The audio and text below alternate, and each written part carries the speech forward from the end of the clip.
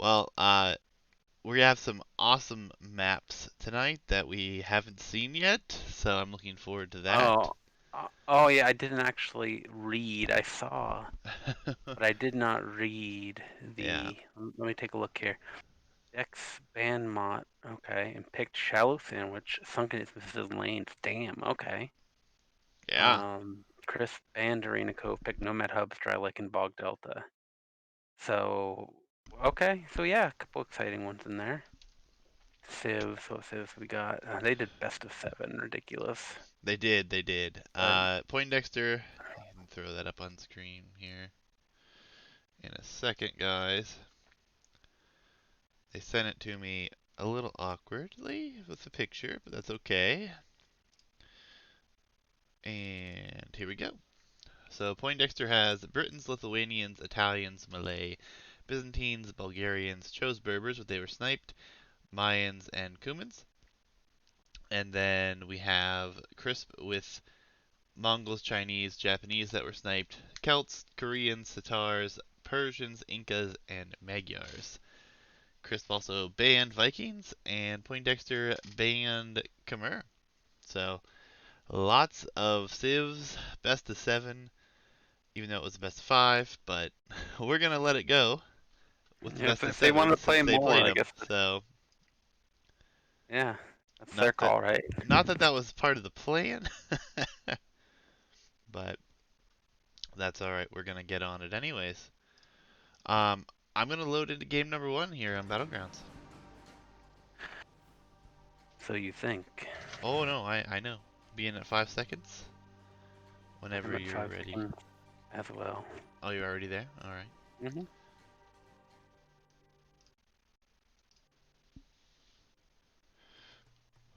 All right. In three, two, one, go.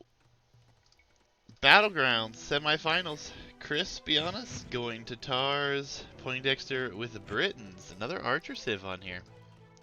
I'm excited to see it. The first thing though, looking at this map, check out where these bases are. They are both over here on the left. It feels kind of close. Yeah, absolutely. One of the closer gens for sure. It's going to be really interesting to see how this works out. I mean, I definitely like Crisp's base a little bit better because both his golds are behind his town center, away from his opponent, and Poindexter's are both forward here. So, with Britain, so obviously not a bad matchup for them to go up against Tatars here. No, and then look at this, both already out in the middle, trying to chase down those sheep or turkey, as it would be. Yeah, they are definitely familiar with the map by now, being into the semifinal, this being game 1 for everything. I mean, both players, tough road to get here, really. A lot of really good sets. If you guys haven't seen those, they're all in the YouTube. But they meet here in the semifinals. Should be a pretty entertaining set. I know Poindexter actually won his previous set.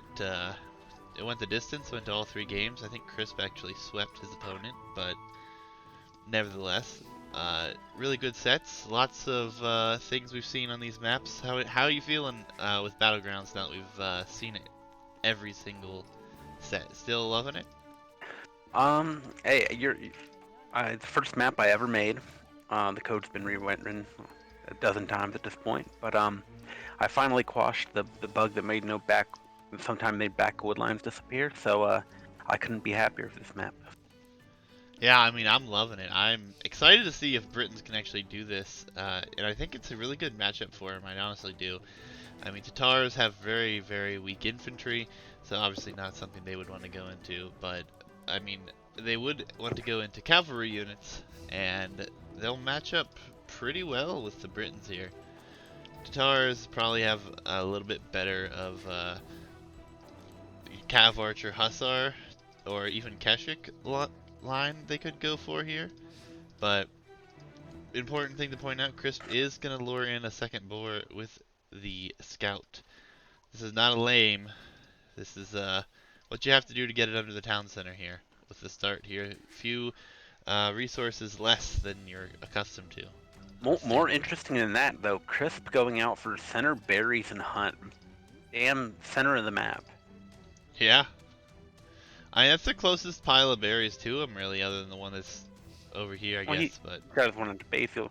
That's just that is an aggressive positioning, and Point should find a way to punish that.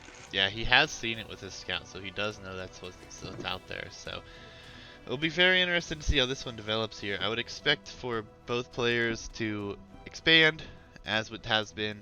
I would also like to see some walls, really. I didn't think I'd ever say that on this map, but the walls have really paid off for players in this map. Well, Nice, tight palisades. worth noting that since the quarterfinals there, um, the amount of the quantity and extent of these neutral woodlands has been reduced in an effort to make walling a little more costly, a little bit harder to pull off. So if you've been watching throughout the series, the tournament here, you'll see there's definitely less wood in the middle than there used to be, much more open.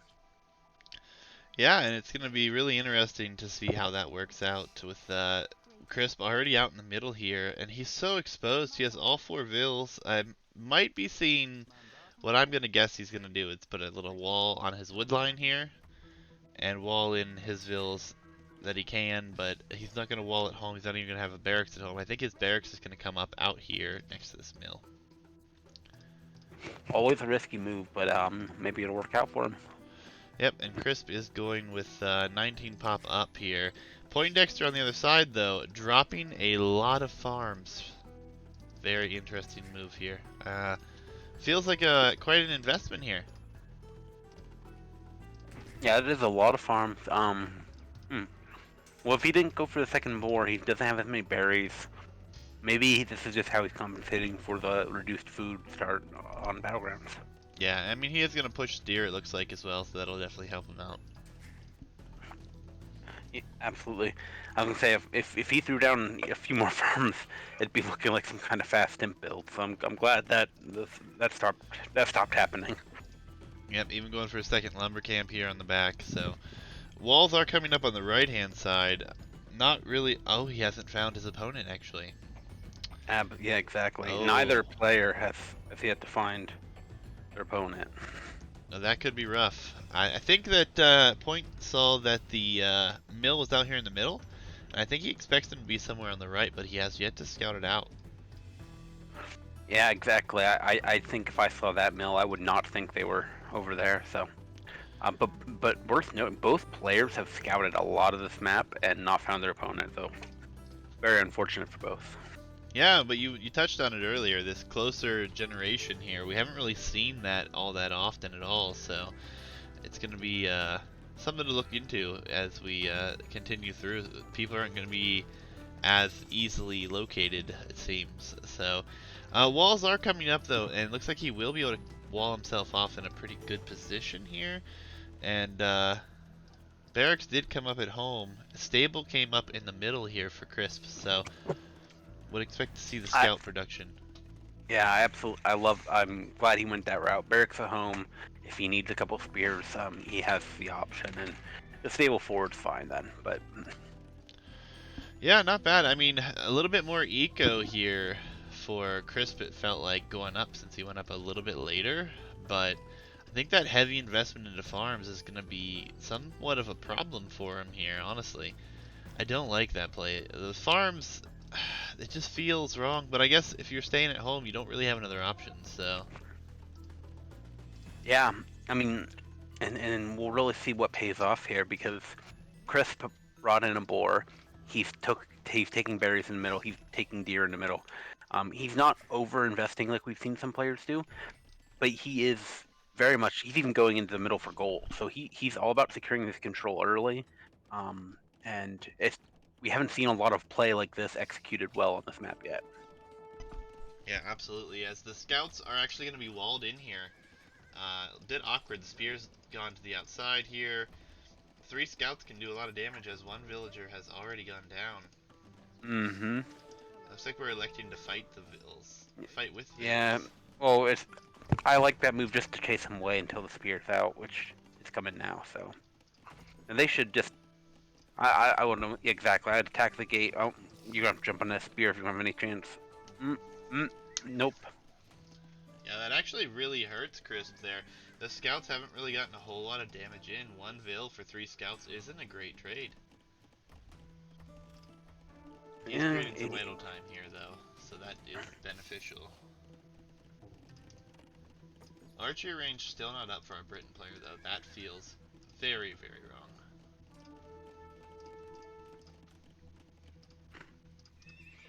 But yeah, Crisp, like you said, out in the middle, putting up a bunch of buildings, houses. He's got an archery range here with an archer coming out of his own. I mean, it's not a bad position for himself at all. And unfortunately, with these walls that have come up for Point, I mean, there is no gold really. He's mining gold on the wrong side, unfortunately. that is awkward. I think he needs to wall that in though, because archer play coming from Crisp, and that could prevent him from going to gold completely here. Yeah, and here's the big thing that we've not seen a lot in this under 1200 bracket is players punishing this wall up and FC approach. And it looks like with the combination of scouts and archers, Crisp is planning to punish this. Maybe he watched some of Poind's games and he expected this play, but scouts and archers could punish this greedy attempt by Poindexter. Yeah, and I mean, Poindexter's nowhere near going up still. I mean, actually, it seems like the eco is better here for Crisp, so not ideal. He's gonna get all his buildings up. He's gonna get some upgrades in. It looks like fletching just completed. We have wheelbarrow coming in here for Crisp. I feel like we've seen a lot of early wheelbarrow times, in my opinion.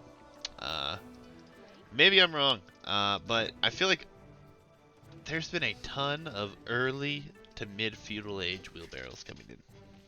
No, and maybe that is just one of those downstream effects of the reduced sheep, reduced boar, reduced all of the food sources that you get at the start of this map, is that players are building a lot more feudal age farms than they do in their normal build orders, and getting wheelbarrow earlier than normal because of that. Yeah, I mean, it's not a bad thing. I mean, it's a good upgrade, obviously, but it just feels weird. It's been so early here lately, and I mean, hey, as long as it works out for you, I suppose. But we see some turkeys back at Crisp's base, still not taken. His food eco is still fine. He's in the middle. Oh, archers here from Poindexter actually going to take out some vills on the berries. Nice pickoffs there, while the army for Crisp takes out a lone archer on the front. Mm-hmm. Oh, this is great value. 3 archers already killing, what is it, 2-3 vills at this point? Two vills at this point. It's unfortunate. Crisp just didn't have his scouts where they needed to be. They should have been out there looking around, seeing what was going on, and he could have stopped this. Yeah, and if he targets the right scout, he might get away with all these for now. Yeah, but he's not going to move them now. He figures they're dead, so. Got the value, though. Ooh, Poindexter, an early tower on the gold here, so he's definitely concerned about his gold control moving forward. I mean, the only thing I don't like about that is I think you should put it outside the palisade walls there to give you a little more space. Protect both of the golds better. Outside the gate, maybe. Oh, either that or right by the house and the palisade, not tile back in each direction. But, I mean, he is going to be able to secure his gold that way for the time being, so it's not a bad situation for himself. He is in 2-range production right now as well. Crisp on his way to Castle Age. Picks up nice timing there. And Point nowhere near. Yeah, only sitting at about 400 food, 300 gold. He's going to do a lot of heavy archer production right now, which he'll have the military numbers, but if crossbow comes in for Crisp, which I imagine it will, as well as free thumb ring, could be devastating for this army that Poindexter's making right now.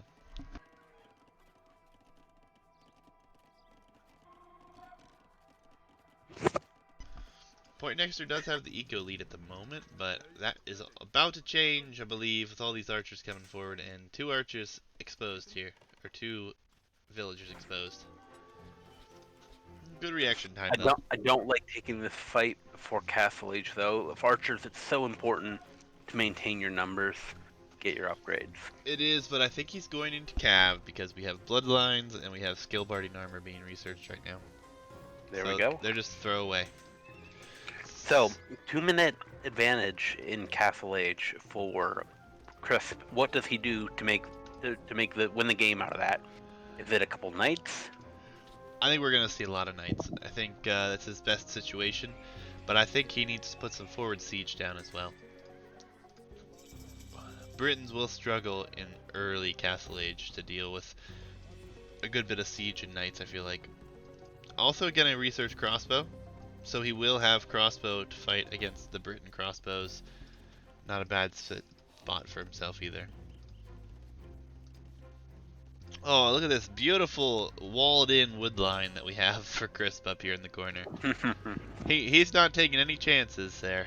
Moving out, but protecting it makes sense here. Like, he has it so far back from the wood line because he knows he's facing Britons. Yep. Oh, I love it. It's a great play. It's a little bit close because obviously right by the houses could be ranged, but it's a great idea. You're gonna potentially give himself a safe wood line for a very, very long time, but I don't think anyone's going to come in that direction anytime soon. I don't think so either. Do you like the going into crossbow for Crisp here? I do for the early stages. I wouldn't overinvest too much into it. That's my concern because he got the first armor upgrade. He hasn't gotten Bodkin, but he got the first armor upgrade, which seemed odd to me. The issue is Britons are always going to have that range on you, and it makes such a difference in big crossbow fights and big ARB fights. Oh, absolutely, but I think it's better to have that because you're going to have to take a few extra hits on your way into the battle. I mean, he's obviously switching into knights, which have +1 attack and defense right now, which isn't great, but I mean, he's got to find some range to deal with this. So regardless, he's going to need at least. Here's the issue though: is Britons are up. They have Bodkin before Crisp does. He has more range and he has more numbers. This is kind of what I was talking about. Like, he had 2 minutes of a lead on Castle Age, and he needed to get something out of that early castle, and he didn't. Yeah, not really. I mean, he definitely has some cav upgrades, so that's not bad for himself. And I mean, he is expanded across the map. He's getting a siege workshop up, a town center, very, very forward. It's going to be very difficult for Poindexter to expand in this game. So he took more map control than anything, I think. And that's not a bad option, especially this gold. We've definitely seen a number of games on Battlegrounds where gold becomes a big issue later on.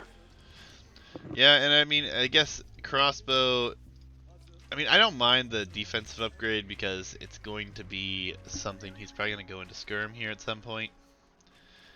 And they really have traded off well. I mean, he's actually probably gotten better trade off here, having those crossbows available for himself here. So, I mean, maybe questionable, but forward siege is the main thing that I was concerned about. And he's got 2 mangonels queued, and we should see a bunch of knights produced behind this. I think crossbows probably done for him.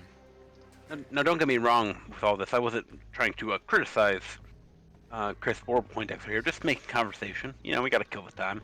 Yeah. He's actually going to make a cav archer as well. So, I mean, the defensive upgrade will help with cav archers as well. So, I mean, I may have been ill-timed, but still obviously going to be very important. Giovanni, no, he has +1. He went for foraging as well as the first defensive upgrade, so he definitely needs to get chain barding armor. I believe is the next upgrade. And that's the advantage that Poindexter has right now. Is Chris is spreading his resources across upgrading cav and archers, but Poind straight archers, so he has better upgrades and a better economy for it. Yeah, I mean he's gonna be under pressure, so he needs to get that beautiful mass up. But unfortunately, we do see a stable here for Poindexter, so I don't know what he's trying to do with that. Maybe he just wants to raid behind it. Crossbows are going in here for Poindexter and Chris's base, though, and causing a few vills to go down already, looks like. I mean, Poindexter may just recognize the threat that mangonels are going to pose to him. Maybe he just wants to have the option to get some knights out when that happens. Yeah, definitely an option. He needs ballistics desperately. This raid would have been so much more successful with it, but I think he's going to be rewarded if he stays back here long enough. He is chasing. Go back to the wood line. Oh, this is gonna be ugly. Yeah, if you No, notice. no. Yeah, he's definitely ahead in Vills now. He was already ahead, and now He he's was behind before. Was he? Has he killed that Yeah. many Vills? He's up by 9 Vills right now. Maybe I'm crazy. I thought it would be him. I I can don't think he actually was up. look. I think he was pretty close, but regardless, Mangonels Uh, and Knights attacking on the front here, and now the crossbows nowhere to be found over here, but they are just destroying the eco for Crisp right now. Yeah, both sides taking damage right now. I like that neither of them is overreacting. I think to what they have at home, they're keeping their own attacks up. Though unfortunately for Poindexter, lost everything to the TC. Yeah, he got his damage in though. Issue for him now is Crisp is in with the Knights, and there is a lone Knight here for Poindexter trying to snipe these Mangonels. Does get one, will not get the second, but still great value. I just don't think that we have the military numbers here for Poindexter right now. It is 2 to 11, so no, we do not. And gold is going to be a major factor. This front gold, if it gets hit, he's in deep trouble. I think he needs to get this castle up. He has nearly 800 stone. He needs a castle somewhere soon. And ooh, oh, Oh, he could lose the foundation. The Vills are dancing. if he, okay, he'll be all right. He won't lose the foundation, but that was too close. Oh no, he might. Oh no. He needs to delete it. Oh no. He needs to delete Oh this. no. Oh no. Oh. GG. Oh, he deleted it. It was Did he? before the shot. No, he didn't. No, yeah. Nope. No way. Oh, wait, you're right. Oh my god, it looked like he did. That's awful. He did not delete it. He lost almost all the stone. Awful for I think he did lose all the stone. That's massive. It's a rough spot. I don't know why he tried to place it there, honestly. He was feeling the pressure. I know, but put it behind it. Lose the town center if you have to. Protect the rest of your eco. That's painful. Oh, and now he's put 9 or 10 scouts into the stable for himself. Look at this TC on the left gold here, in the middle from Crisp. So much map control. By the berries there. Yep. I'll see it. Crazy. Now. Yep. It's overwhelming right now. I mean, Crisp is playing this beautifully. This is the map control, the domination. I mentioned punishing someone for trying to stay home and boom up and get to castle, and this is what I wanted to see. As Poindexter forced to go into scouts like Cav, that's awful. Yeah, and +2 defense did just complete here for Crisp. So if he keeps this flood up, there'll be no chance for Poindexter to come back. Really a sad thing he lost his castle there and didn't delete it. From Giovanni here, Crisp is so aggressive that even his TCs are forward. Damn right. Yep. Absolutely. Tatars also get those 2 additional sheep too, which is a nice little bonus for them. Main concern here is going to be gold. There's nowhere to go, really. There are knights on the right-hand side of Poindexter's base. The wood lines are getting ever smaller on the one side here. He's going to have to shift those over here pretty soon. And he has 5 idols to deal with still. He hasn't fixed those, so a little flustered, probably frustrated at the same time. I'm using that market. Is he? For a castle and an aggressive castle at that. Do you see this? I do not. Hold on, let me shift to see the Vills going forward. You see him. Well, I mean, I don't like it. It doesn't really get him anything. He might take out a town center. That's his best hope, but I mean, yeah, it doesn't secure any more res than a little bit of stone. It does take pressure off of his 1 gold that he does have left. That's true. And if he does secure this gold, he has 1 back here as well. So we'll keep him in the game for a bit longer. But Knight's going to come in here. Castle's at 60%. There's no way this shouldn't go up. I don't know. That's a lot of Knights. There's 4 or 3 coming to the other side too. Nope, I called it. Alright, it's up. Lost a good 5-6 vills in the process, but I've tried to deny a lot of castles in my day and failed, so I know when it's going to fail. yeah, I mean, it will buy him a little bit of space here. And like you said, it will take pressure off that gold, but I imagine if we switch to Crisp's Eco, yeah, he should be up to Imp here pretty soon. He's got the food for it almost already. He is short on the gold, but if he stops producing here or cancels anything, he should be just fine. And where's Crisp going with this batch of vills? All the way to the south corner? Yeah, he's got full map control, and he's gonna just bide his time to get up. This is a castle. This is an aggressive castle. Look at the stone. Yep. It's gonna be a great castle too. He's gonna have the hill. It's gonna be blocking a lot of farms.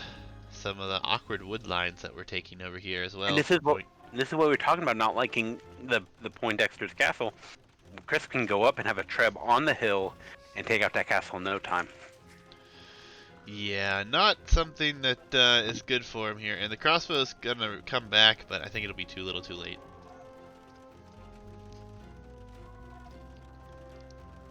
And he might even lose his crossbow mass here too if he's not careful. Yeah, smart move to run away. Yep. But now the issue is where do you expand if you're Poindexter? There's really nowhere. He has been just pushed back into this corner. His only hope right now is to somehow have more resources, go up earlier, treb some of this down, and push into the middle. But he's not ahead. He's behind on eco. Knights coming in with +2 defense. There was cav archers on the side as well. Did snipe a vill. I mean, I just don't see how he comes back from this position. He was too greedy with his boom, like you suggested earlier. I don't even know that. I mean, he played pretty standard for what people have been playing this bracket, but I think the map control is where it's about. If Crisp had only taken gold closer to his base, if he had focused on, expanding, cautiously into the middle instead of aggressively into the middle, Poindexter would have had time to get down there and get up a TC on gold, and he would have been fine. But yeah, it's because Crisp was so aggressive with his TCs. Yeah. Crossbow mass that is available is getting sniped down here with knights and cav archers. Before long, there won't be much left as well in a way of army for Poindexter, and Imperial Age already 55% of the way in here for Crisp. Siege Workshop coming up for Crisp forward behind that castle is a great idea. Yeah, I would expect to see Rams. Britons don't do that great against Rams, so...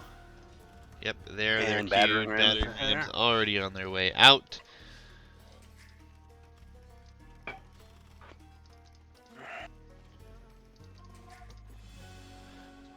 And as far as Poindexter's eco goes, nowhere near. Sitting at 2,500 wood right now. He is moving out for another town center up here in the north of the map, but only on a wood line, of which he already has tons of wood, so he's going to be sitting in a rough spot. Has to rebuild the blacksmith because the castle actually took the blacksmith out. Rams arrive. Trebuchets will be coming here shortly. Light cav in on the wood line here for Poindexter, though. He's still trying to keep this thing in range, doing everything he can, but cav archers are there. Not going to be able to erase that vill deficit by enough. Right. And not that I think it's going to get there at this point, but, Tars do get Siege Ram, so it's only going to get worse for the Britain player here. Yeah, and, I mean, being this far behind as far as villager count goes at this point is a really rough position. Treb already firing on the castle in the front as well. Yeah, unfortunately, this one's pretty much over. It would be a miracle for Poindexter to come back now. I mean, he has a lot of food, or a lot of wood. If he converted all that to food and was able to spam like cav, maybe he'd make something happen, but Crisp has more wood and more food and could do the same thing, but better. So, and, another castle from Poindexter. I like this one a lot better than the last one. Yeah, definitely. It will secure gold, kill another town center. Problem though, a lot of villas going to go down here for Poindexter, and no Yeah. map control even with that castle. Yeah, unfortunately, Chris is military out of position. They could have denied this castle, but maybe he's just not worried about it, or hasn't noticed yet. There he notices. Notices, and I don't think he's too worried about it, honestly. He's got He Krebs shouldn't be. numbers out already. He's got Rams in, not even taking any hits from the villagers at the moment. Going to kill this town center. Yeah, Cavalier and the last armor upgrade for the knights coming in, so Castle Age Britons are going to melt to this. Yeah, really nothing they can do. Good timing here for for Chris as Cavalier and armor came in when he took a nice little fight there. But yeah, this is definitely over for our Poindexter at this point. But I don't fault him for playing on. He still has res. He still has some eco. And in a game one, you don't want to quit too early. I think there's a lot of psychological value to try and hold out and get your feet under you. Yeah, I mean, why quit until it's over? I mean, I don't understand why he's attacking tower there. He's moved his villas on. But there comes a GG. Poindexter falls in game number 1 here, as we have Crispinianus taking game number 1. Map control, really what won it. Yeah, map control with it. If Poindexter had gold through that, if he was making archers and had an archer mass in Castle Age, that could have been a much different game. But he never got the mass, and he didn't have the gold to get to the mass anymore. Yeah, gold collected on the stats really shows the difference as well. 10,358 to 4699. Definitely a big difference there. Absolutely. Besides that, consistently better uptimes here for Crispin. I don't think he got as much value out of it as we might have wanted, but he was getting, you know, just progressing a little bit quicker, and that's what allowed him to get that map control. Absolutely. So, well played, everyone. Well played indeed. And now we'll go to a home map here for Poindexter. His home maps, guys, if you missed it, are Shallow Sandwich, Sunken Isthmuses, and Lanes. So we'll be going on to game number 2, which will be one of those. Excited to see Sunken Isthmuses. Hopefully we get that far, right? We'll find out. Yep. Give me a minute. I'll get game number 2 here in a second. And thank you guys for joining us. If you guys have missed any of the tournament, obviously we are in the semifinals right now. There has been a slight scheduling delay with the other set, but hopefully bringing that to you before long. Hitch, I am in. We're going to be on lanes, and I actually am paused at 7 seconds because I was talking too much. So I'm actually at 7 seconds. So perfection. 3, 2, 1, go. Game number 2.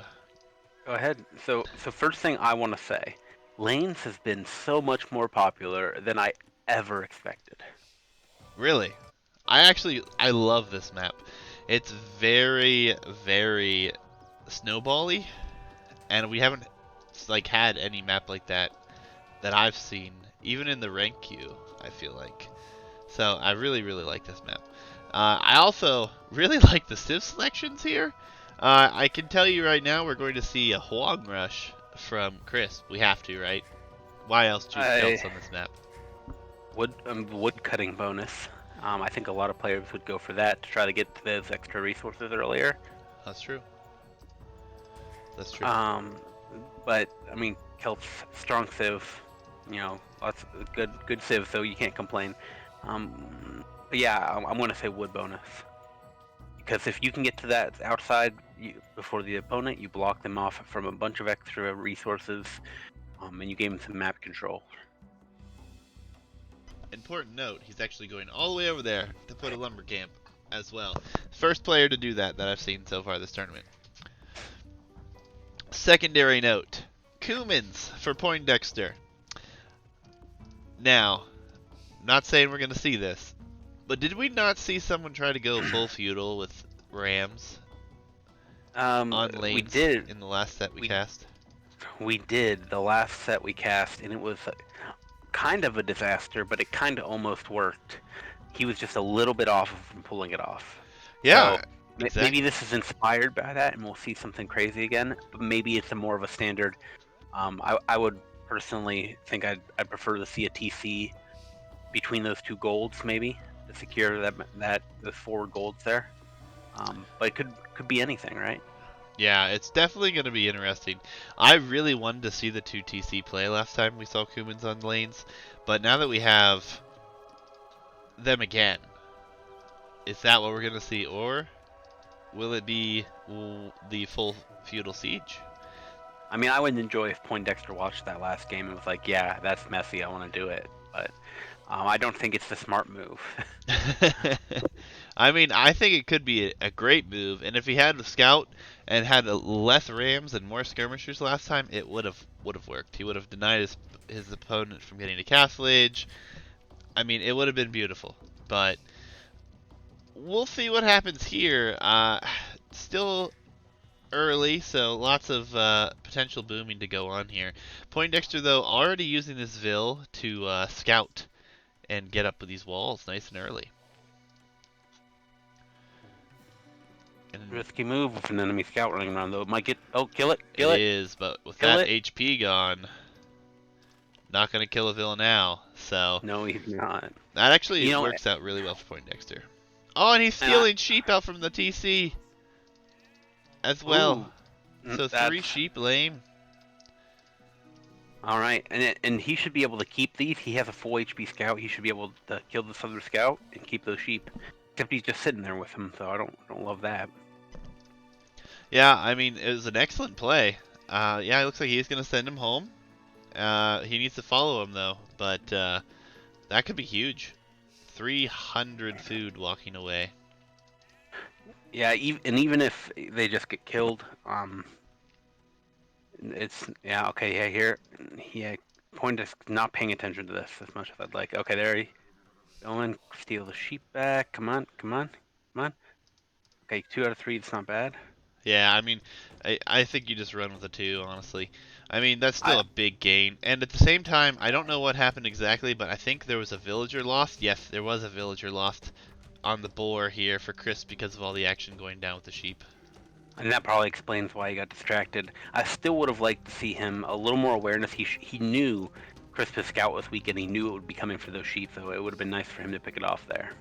But Yeah, great reactions from him, though. He is actually going to put down a barracks, and I would expect since he's on gold, we're going to see some sort of a militia or a man-at-arms play, which is definitely what you got to do if you're lame this hard. You have to try to delay your opponent, and we're not seeing a fast feudal, really. no, I mean honestly though, with I guess he's the boar. He's not going for those militia. He's not quite ready to go up. Almost. One food off. That's terrible. Okay, now he's both on the way up, close to each other there. But no walls for Chris. Poindexter going to be fully walled before any kind of pressure is even considered from Crisp here. Yeah, and I'm really liking what I think we're going to see here as a 2TC play.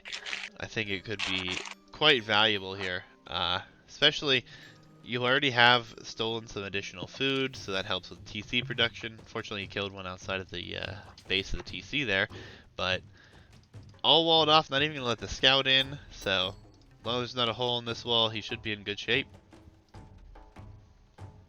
More HP on Kuman walls, so that will also help to avoid the what will most likely be a man-at-arms rush, it looks like. So we have militia being produced now. Yeah, if he is going for this TC, I don't know. I guess you could get away with just when you're facing Kells, you can just wall behind if he tries to get in. Let's say maybe an archer range for a couple archers wouldn't hurt. You're gonna need the range eventually anyway. But, Well, a bunch of Vills headed towards the northern wood line, so I don't even know if I'm going to like this TC position here in a second. I would love to see it on that gold and wood line, but the wood line's not terrible, I guess. But ooh, I hate. No, thank he you. deleted it. He deleted it. I mean, here's the thing. He heard me saying I wanted on the gold. He didn't want to disappoint me, so he found something worse than not putting on the gold. This Very to show good. me that it can always be worse.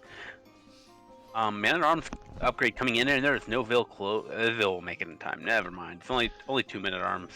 Yeah, Benkuman walls have more HP, so he has a little bit more time to get there. Honestly, I think he just house walls everything there. Yeah, why not? I mean, it's unlikely Point is going to go, or sorry, Chris is going to go. Oh, actually, fucking tell me to shut up. There are archers coming out for Crisp. Yeah, he had the And look quick at the wall of quick Vil even. wall. Nicely played.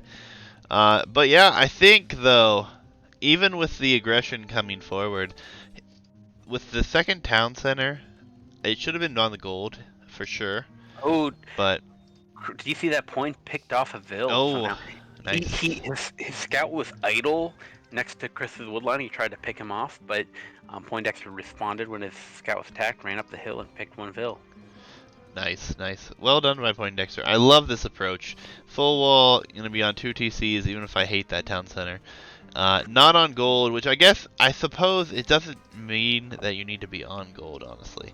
Because you are going to be defensive here, and you need to boom. So you need your villager count to get up there, which he's already got a significant villager lead. Okay, so I'd like to ask, where are we looking long term? Okay, the archers here are going to make it awkward for Poindexter. No military. He's rushing up he's throwing up a barracks now, um, but it's going to take a while for that barracks to turn into military that can counter men at arms and archers. Absolutely. I think he should just market wall, honestly, and put another house behind the house that's already partially built there. And really, really delay his opponent even more. Yeah, that might be the way to go. But not doing that at the moment. Just a barracks, and I will. Oh, he's going to try to get this house up. Nope, market wall incoming. Okay, Beautiful. look at this. Look at that. Range not able to reach with these archers. Gate probably the weakest point though. Yeah, you can get a lot of attack on the gate. It's a lot more HP though. And not finishing the market. You can't put markets up all day long though. The thing is, the markets can only go up so many times. So this is buying time. I'd almost for maybe wall up from that wood line towards your TC, push him into that TC, so he can't go around and hit your wood. He's getting in. Oh, absolutely. But I would rather him be in on a side that has 2 town centers. Absolutely, that's what I'm saying. I'd like to see some walls to just keep pushing him that way, but Yeah, no, that'd definitely be a good idea. we'll see. It's on Crisp now. I mean, he's significantly behind on Vil numbers because of this Kuman second TC, but Poindexter has no military, so it's just a question who can handle the situation better. Crisp has to find value. He sent a Vil over to close the wall, and that Vil's now being chased as well. The villager gonna be trying to complete this house will likely go down here to these archers as well. That's a rough exchange there. The only exposed eco here for Point is really over here on this first wood line that he made.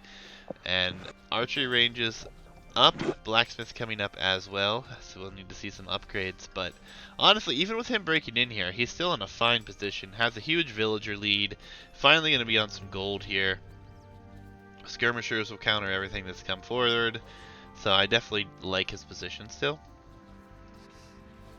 Yeah, I mean, it's a 17 Vil lead right now for Poindexter at 18 minutes. And that's what it is about Kuman TC play. You just have to maintain that lead. So you can't fall behind, because if you do, yeah, the important thing though is with Celts, you need to be up to castle to really do damage. So he's gotta get himself up. His eco's sitting in a really good spot. I saw Wheelbarrow come in for one player. I don't know who it was. I'm pretty sure it was Crisp though. And Wheelbarrow on those Vils, the deficit is still there. It's not quite as bad if he has Wheelbarrow, and Point does not though. Yeah, Crisp does have Wheelbarrow, but I mean, we're talking 19 villagers. Wheelbarrow is not 19 villagers. Oh no, for sure, but it's definitely a little bit better to have it than not in this situation. He is on his way to Castle Age. Used the market a bit, I believe, to get there, but I mean, with this kind of a defensive play, I mean, getting up and getting onto 3 TCs himself will be a major factor here. Yeah. Um, Poindexter. I mean, we're looking at 33 farms at this point. All I'd say is I feel like he needs to be on stone now. As soon as he clears this up, I feel like he's going to need a castle when he goes up here in a little bit. Does he not? Like Maybe. It's depending on what I he's going. If he goes Cav, I think he's fine. okay. I hate. He's just such an unfortunate gen for his main gold and this secondary gold here on forward. Nothing to defend it. If we are seeing Chris go, Knight Maganel, which is quite possible, without a castle, Poindexter is going to be hurting on the front. Yeah, I mean, it's definitely more ideal to have enough stone to have a castle down. But if he's going into Cav, like if he goes Nightline, I actually think it's a fine build because all he needs right now is to shift some of his He wood doesn't fills to have a gold. stable.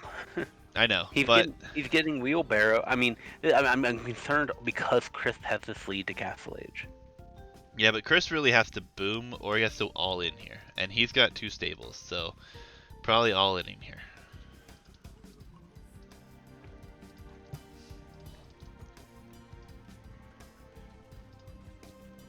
It's really awkward all the random purple armies running around right now. And he is going stables. 2 stables going to meet up here for Poindexter. All right, so there they are, and should be able to click Castle Age any minute. But so it's on Crisp right now. All right, same with that military he had. He did some damage in there. He needs to do damage with his Castle Age. Siege Workshop coming up. Knights coming out. These skirms are going to die. Oh, unless they get behind the gate. Yeah, it's going to be really important to get to Castle Age now. He is going to be on his way up, and he is going to still have a huge Vil lead. So if he can get some Cav upgrades, which he's getting +1 defense already, he's going 3 stable. So he's thinking full production here. And as long as these stables go up, I think he's in fine shape to continue with this. Yeah. Worth noting here, second TC only now coming up for Crisp. He is down 25 villagers in 24 minutes. Yeah, it's definitely a really rough situation. It's not something that you want to have to deal with. But I feel like there wasn't enough pressure early on from Crisp to prevent this kind of thing from happening. Bloodlines will be coming in here for him. He will have +1 defense when he reaches Castle Age. Siege Workshop is forward. It does have 1 Mangonel already out. Guessing there's more to follow, but he doesn't have another one in production yet. No, and he does have the res for it, so maybe trying to get an eco, work on his eco at home. A lot of military, a lot of knights running around trying to find value here. A handful of knights, of course, but here we are, crossbow, knights, and a Maganel attacking the TC. Yeah, I really don't like this position, though. I mean, you're sitting next to 3 stables. It feels rough.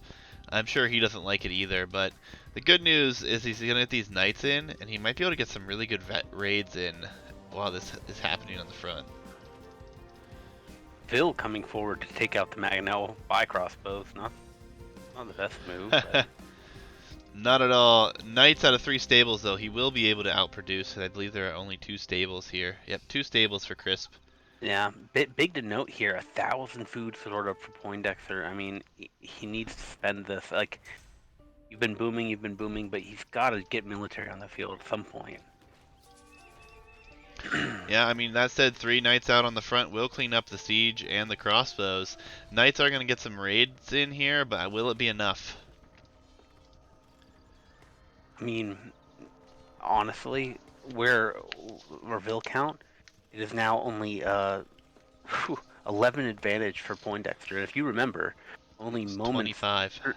Yeah, it was 25 Vil lead only 3 game minutes ago. So Crisp is between his new TC at home and the kills he's getting, finding value. Absolutely. He's making this even. But my worry is with only 2 TCs behind this and still being at that villager deficit, he has to produce now. And I don't know if he's going to be able to outmass here. Worth noting, he's on the final. Crisp is on the final tree. He needs to get through. So, unfortunately for him, kind of the wrong position. He'll secure some resources over here on the left lane, but he can't deny anything for Poindexter. Yeah, Geo asking for idle times between the TC. Idle time, idle TC for Poindexter 7 minutes, for Crisp 3.5 minutes. So very reasonable considering that Poindexter's had more TCs this whole time, or for Absolutely. most of this. Pikeman But switch here for look Crisp. knight numbers 12 to 9. So the military Poindexter has made up the military difference. He has more knights. He has +2. He has more, so he has more upgrades than Crispinianus. He's getting handcard. It looks like that eco lead is finally translating into military. Yeah, archery range coming up behind this as well, which is expected. Two ranges. Well, he already had the one, but no, 2 more ranges coming up. Is what, oh, that's what we're saying gotcha. here. I'm on the wrong point of view. So cav archer or crossbow? Cav archer. Okay, that's what I Be thought my too. guess. We're making the conversation. Oh, look at the quick walls. Look at the quick walls. Skill. Nice. Yeah, So it's much not a skill. bad fight to take against this low number of pikemen here, and then just bust Not through. at all. I mean, he has armor. Oh, there's a hole. Even all those quick walls, there's a hole. Yeah, unfortunate for Chris, but definitely a gold generation on a hill can always be hard to tell how it generates. Yeah, this wood line could be devastating if he doesn't get everything out. No, this is going to be a massacre. It's a choke point. Oh, but Poindexter isn't. He isn't. Oh, he was. Oh, he's in. Oh, he's in. He's in. Oh, that was close. This is a disaster for Chris. Yeah, you can't lose. Absolute disaster. Can't lose your eco now, and this is a lot of eco. This might be GG right here. No, exactly. Poindexter shouldn't care if he loses all this military here. I mean, well, yeah, Vil lead for Poindexter. At 69 Vils for Poindexter, 42 for Crisp. So nearly 29 Vils. So look at the swings in the Vil leads here. 25 to 10 to 30. So. Yep, and more knights on the front here as well. So he's chasing this. The one Vil that's out there building a stable should, well, maybe be walled in here, but then again, there's more knights on the front.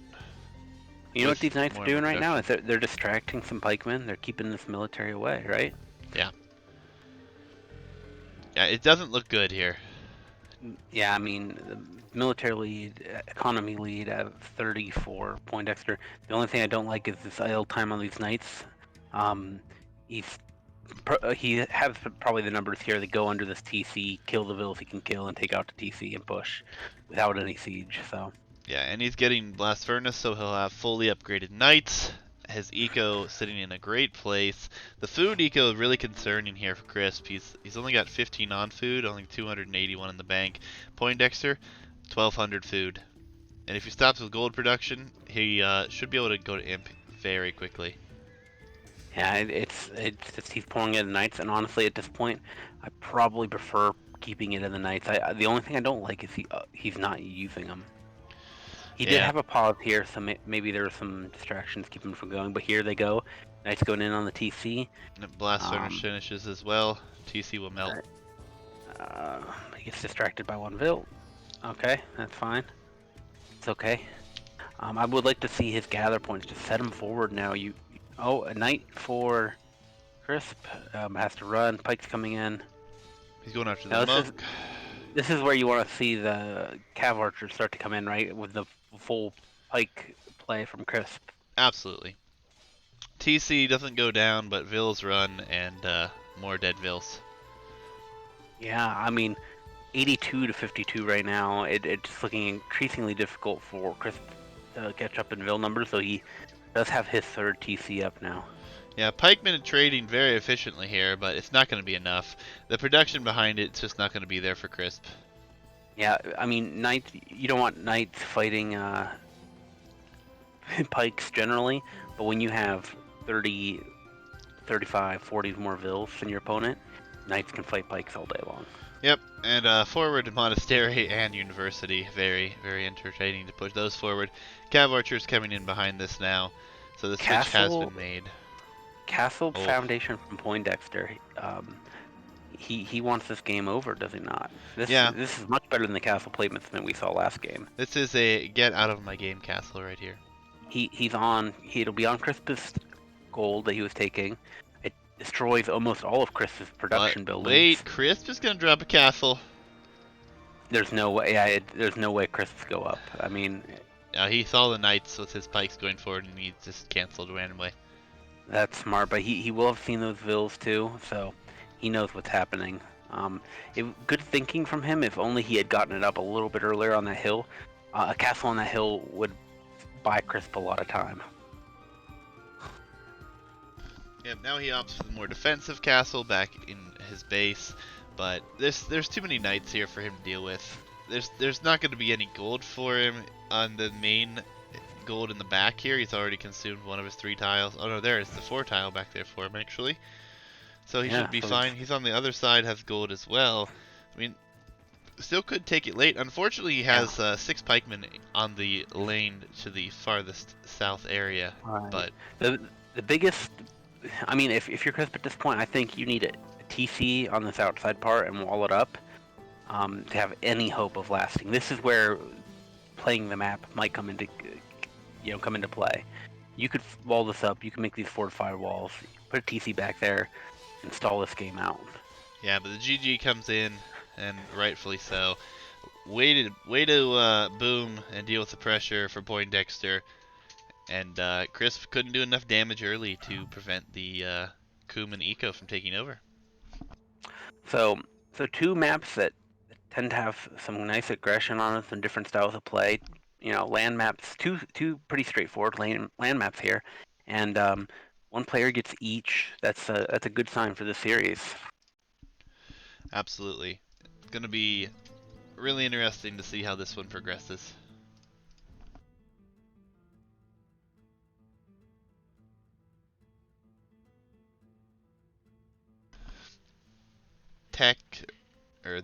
The statistics here are pretty self-explanatory. Obviously, it's so many more vills here. I mean, Crisp did a really good job. He wasn't too far behind on everything except for food, and obviously food needed for so many things. Kuman Boom takes the win here. Yeah, I mean, it's very exciting to see, honestly. It's what we think we should. That's what we wanted the last time we saw this. But honestly, short of something like an arena, is there a better map for Kuman to TC feudal play? I mean, you can wall up fairly easily, a few towers or a few skirmishers, a few archers. It's real easy to defend if you wall. It's very favorable to that strat. Yeah, absolutely. Even though I still don't like the second town center spot, but it worked out all the same. Game number 3 will be on one of Poindexter's home maps, or no, sorry, Crispinianus' home maps, which are Nomad Hubs, Dry Lake, and Bog Delta. I'm gonna load into game number 3 right now, guys. Pause at 5 seconds. Hitch, whenever you're there, let me know. I'm there. 3, 2, 1, go. Nomad Hubs. Hitch, why don't you do us another favor and explain the hubs? So, Nomad Hubs, probably the map that I need to explain. Like, there's a real need to explain more than any other. It's a Nomad start with 1 extra villager because it's a little bit unusual terrain-wise. You have these gravel patches here that Juice is showing you some of them. Those are your gold hubs. They have all the major gold piles on them. And these gold piles have 50% more gold than the standard gold pile. So tons of gold in those hubs. Very important mid to late game. You have the bog train. These are your wood hubs. All the trees here have additional wood compared to normal trees. So these wood lines are going to last a lot longer than you would expect from normal play. And then finally, you have the dirt terrain. These are your food hubs. Extra berries, extra hunt. Not more food on any of these, but just extra to make it there. And then, of course, you have the sheep running around in the grasslands between, which have a little bit of extra food themselves, 10 extra food. So a lot going on here resource-wise. Yeah, and not to say that any of the other terrains, like the bog terrain, does have some food, does have some gold. It's just normal. It's not additional. So something to look into as we progress. What do you think about the matchup here? Chinese for Crisp and Mayans for Poindexter. Well, one question my head immediately goes to is how does the Chinese bonus work when you have a 4 vil start? Do you only get 2 vils? Or do you not get any? How does that work? Well, he's up to 7 vils right now and getting loom. So I believe he got, was it He 3 has a additional? he has a 2 vil lead over Poindexter, Yeah. roughly. Well, I don't know. I'm curious because I would think that having that 4th starting vil kind of sets you back. You get less of an advantage than you normally would. But anyway, more broadly, Mayans, archers, or eagles late game, and then Chinese very flexible. Um, I could see it going either way, couldn't you? Yeah, I mean, I love Mayans, but Chinese are jack of all trades. I mean, they could deal with everything Mayans have to offer, and Jack of all trades, but master of none. I mean, yeah, it's gonna be interesting. I mean, I personally hope to see Chukanus versus Plume Archers, but I doubt that's gonna happen. Stone very spread out in this map, and Chris only having a 3 tile near him that I can see at the moment. Pretty much the same for Poindexter. But would expect to see archers from both to start after maybe a scout start from our Chinese player here. Giovanni, my question here was whether or not you get less extra villagers because you start with an extra one on this map.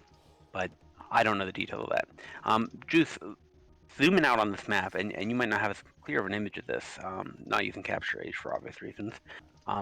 Very interesting generation for Nomad hubs. All of the gold hubs are on that left half of the map, and all of the wood hubs are on the right half of the map. So um, I think that could make some for very contentious fights in Feudal and Castle Age. Yeah, it's going to be interesting. It's definitely going to be important to watch how the game develops. But a nice thing to point out, Chris does have a mill in the north on the berries, and he is in a mineral patch, so potentially be able to get some of that additional gold there. Full food eco here, really. Those 2 on wood from Crisp. Think we're going to see some sort of a fast castle from both? Or Mayan players already dropping a barracks? Think some aggression's coming in? I think it's probably a mistake to not be aggressive on this map. It's Nomad generally favors some early aggression if you can find the other player, right? Like awkward res, people's builds are thrown off. Um, I think it's better to lean into the chaos that Nomad causes than to try to overcome the chaos. Yeah, I That don't think said, anyone knows where their opponent is either, so no scout. of course, yeah. That said, though, both players on food hubs, extra food, just plenty of food around for both. There's no reason, especially if you don't find your opponent, not to FC. I mean, it definitely can be done with the res that you're starting with here. Yeah, and I mean, both players with such good civs. I mean, I love the civs for this map. I think we've seen a lot of cav civs, like Berbers and Magyars, Huns, but I really think Eagles, with all the additional gold on this map, could be very good. And mine Eagles with Eldorado, obviously the best Eagles in the game. So honestly, that's what I'm hoping to see. Yeah, I mean and the only issue with the Eagle play is that you have fully upgraded champions for the Chinese, only missing supplies, which big tech food wise, I mean, still hard to deal with. Yeah, I mean, supplies is such a nice thing now that we have DE, but I mean, even before we ever had that tech, we still saw champions from time to time. Just made it a little bit more feasible, I think. Absolutely. Which is nice. So it's really going to come down to does the strength of the Mayan economy and the Mayan archer play and potential eagle play overcome the more flexible strategy of the Chinese. Like the Chinese can go cav, the Chinese can go siege, the Chinese can go infantry, Chinese can go archers, Chinese can do anything. But the Mayans, what they do better. So Yeah. It's going to be which one will very win? important to see when tech switches come in here. It's going to be so You know, costly to tech into something else that you are not yeah. teched into. It's going to be one of the most important things in this matchup. Now, all else being equal right now, if you put a gun in my head and made me pick someone, I'm going to give the advantage to our Mayan player here, Poindexter, just because he's on the left side of the map. If he has to, if he can get like a castle on these gold lines which are closer to his TC, he could abuse the market all day long. He could have a lot of flexibility. And if he plays it well and he plays it aggressive, Chris could just be starved for gold. Yeah, absolutely. I mean, barracks up for both. It looks like now, or coming up for both. Field time's pretty close, with Chris being a little bit faster, but less villagers by 3 seems very, very strange for Chinese to be behind that far. Yeah, I mean, 1 minute of idle time here for Crisp, and no idle time for Poindexter on the TC. So checks out. It's just very unfortunate because you're Chinese, man. You're Chinese. Yep, and Crisp is very heavy on wood right now and dropping a stable, so he will be playing scouts to start. On the other side, I think Poindexter just now sent 4 vills to the gold. So, would expect to see archers from him. Nice thing about these food hubs, boars are abundantly near, as we see Poindexter bring in yet another one. But it's going to be really interesting to see how this one progresses. Archery range is coming up for Poindexter, and he's going to go ahead and put a spearman out on the field as well. So definitely preparing for what he thinks will be a Chinese scout rush. Yeah, I mean, 4 on gold, archer range, 2 archer ranges coming up. Like I said, have a spear out. I like a couple. I always like a spear too with archers at this point. If you can spare, it's not too expensive, and even 1 spear with 3 archers just scares scouts away. Yeah, definitely. And the scouts are going to come forward and find this gold, but as you alluded to, the spear is already there. And awesome awareness from Poindexter to know that gold is forward, know that gold's exposed, and have the scout ready or the spear ready. Yeah, and behind this, we are going to see an archery range up for Crisp as well, so he's definitely thinking that that's what he's going to see come his way. Poindexter, almost enough gold to click Castle Age, though. So we might see a Castle Age come in for him pretty quickly. Crisp, on the other Indeed, we side, do. a bit farther away because of all the food production, and his eco balance is a bit different, having a little bit more on wood, and not bringing in any additional boar or any hunt, really. He does have 2 villagers on hunt, but he is on berries predominantly. Yeah, this is where I think Chris really needs to get value. He's been behind on vills despite being Chinese, so he's extra behind. But look at this awareness from Poindexter. As soon as, right before Chris comes over to the wood line with the scouts, he gets a spear there. Amazing timing. Yeah, done a really good job of protecting himself. Going to be up way faster, too. Crisp, nowhere near. Yeah, Chris going for fletching and wheelbarrow, so he's playing this feudal. Maybe he's not expecting this castle play from Poindexter, and he's going to be caught wrong-footed here. Yeah, I don't think it's a good situation for him at all. It's going to be rough. Hole there, so a Vil will go down here for Crisp as well. Or Crisp takes out a Vil, so that's really good for him. Keeping that mobility going for himself, going to be very important here. I like how Poindexter is going to shift and go out to the extra hunt out there. Gonna try to use as much of the free resources on the map as he can. Problem is, these scouts... Archers for Crisp coming forward to the gold. Ooh. And Poindexter was not expecting archers, I think. He has no response to this yet. Actually, archers, I lie. He has 2 archers already in garrison in his archer range, so he's going to be okay here. Yeah, and he should be able to get crossbow relatively soon as well. So, shouldn't be that bad. Obviously, being off gold is a bad situation for yourself, but soon, For the like advantage said, of his position on this map, he has a back gold he can take. Several back golds he can take. Yeah, TC spot's really important, as in every nomad here. Archers do pop out. They are outnumbered with the scouts here, but still could take worse fights, I suppose. 3 more villas exposed here, though. Crisp, with a villager lead already, going to get at least 2 more, I would imagine. Yeah, this is what we were just talking. I mean, uh, yeah, we were just talking about this. Like he needed to get that value there while he had military, and he has. Absolutely. 7 vil lead for Crisp. Yeah, I mean, no extra town center on its way up here. I think he should put one on the gold and the berries where he's putting a mining camp right now, but I mean, he is expanding a little bit, leaving himself vulnerable in some places, but with crossbow coming in, and he needs to get another range down, and he should be in a really good spot here. Yeah, but only 2 archers for crossbow. I guess he lost all his numbers there. Just such clean play until 90 seconds ago, and it kind of got messy for Poindexter here.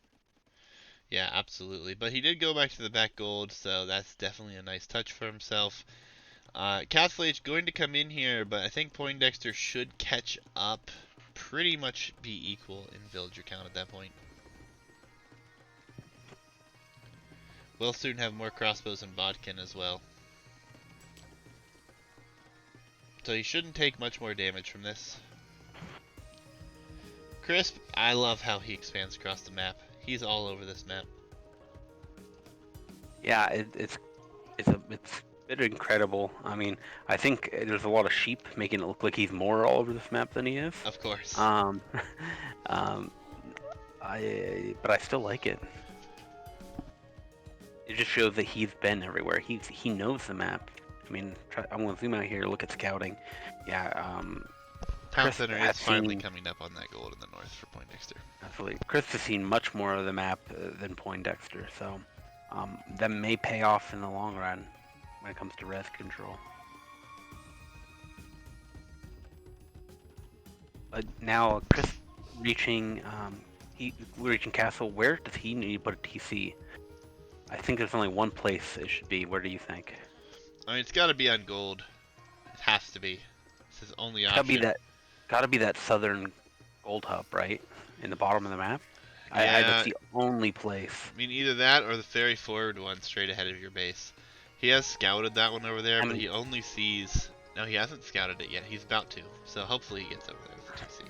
I mean, he did play very aggressive TCs on Battlegrounds, so maybe we'll see it on the forward gold. All the crossbows that Crisp had, though, walking into the town center here, all of them go down. Knights coming in here for Crisp as well. Be right back. No upgrades on those. Military numbers slightly in favor of Crisp here, though, so this could be a problem here.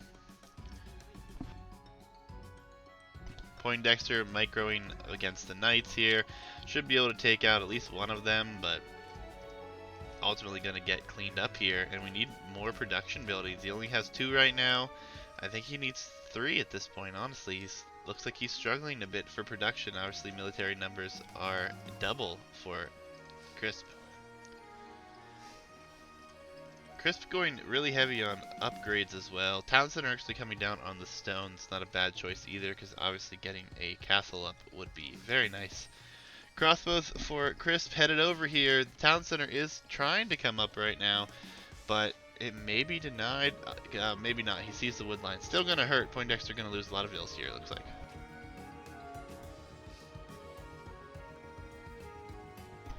Luckily hasn't lost a single one yet, but we'll lose at least 2, I'd say. Doing a good job of microing them back. Only loses 3 vills here, so not terrible that the crossbows do get their value in here. And military coming in here. Knights also headed in on this town center. Chris trying to do some raiding right now. Yeah, I'm happy to see it. He's behind in vills, but there's a lot of idle time for Poindexter here. Just for context, 53 minutes of idle eco time compared to 4 for Crisp. Yeah, and still counting, because there's 7 vills idle on that town center that was just built right now. So, very rough position with all this idle eco. And Crisp does have a lot of sheep out there, making it look like he has expanded a little bit more, but I think he's in a good position. He's got the military lead by far, and he's going full crossbow right now.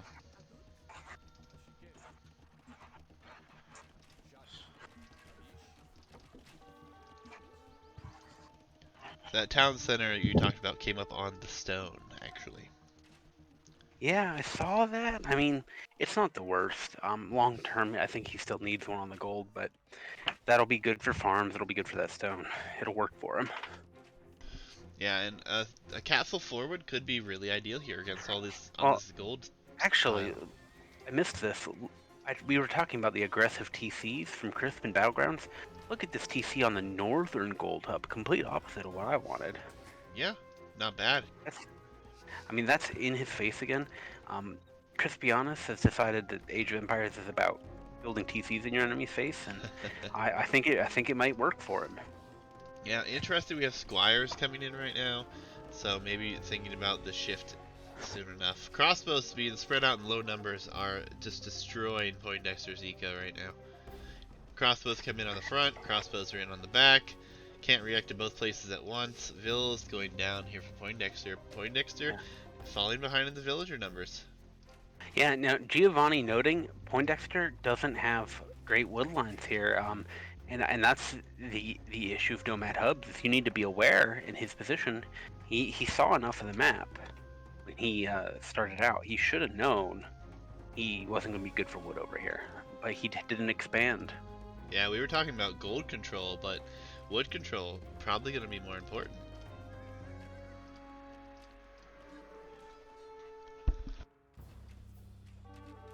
I think we should see Look at this some idle eagles on the time. field here. Honestly, I think eagles would be great. Lots of vills dying here. Poindexter Lots of those struggling dying. Lots to of keep idle up. time. I mean,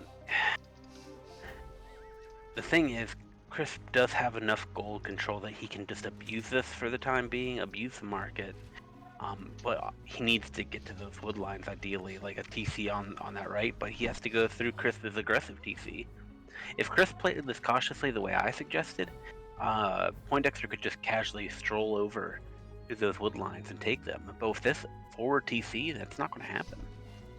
Yeah, Chris definitely doing a really good job expanding the eco as well. The villager lead continues to go up. He's in every possible area he could be in to cause some pressure here, and it's doing a great job.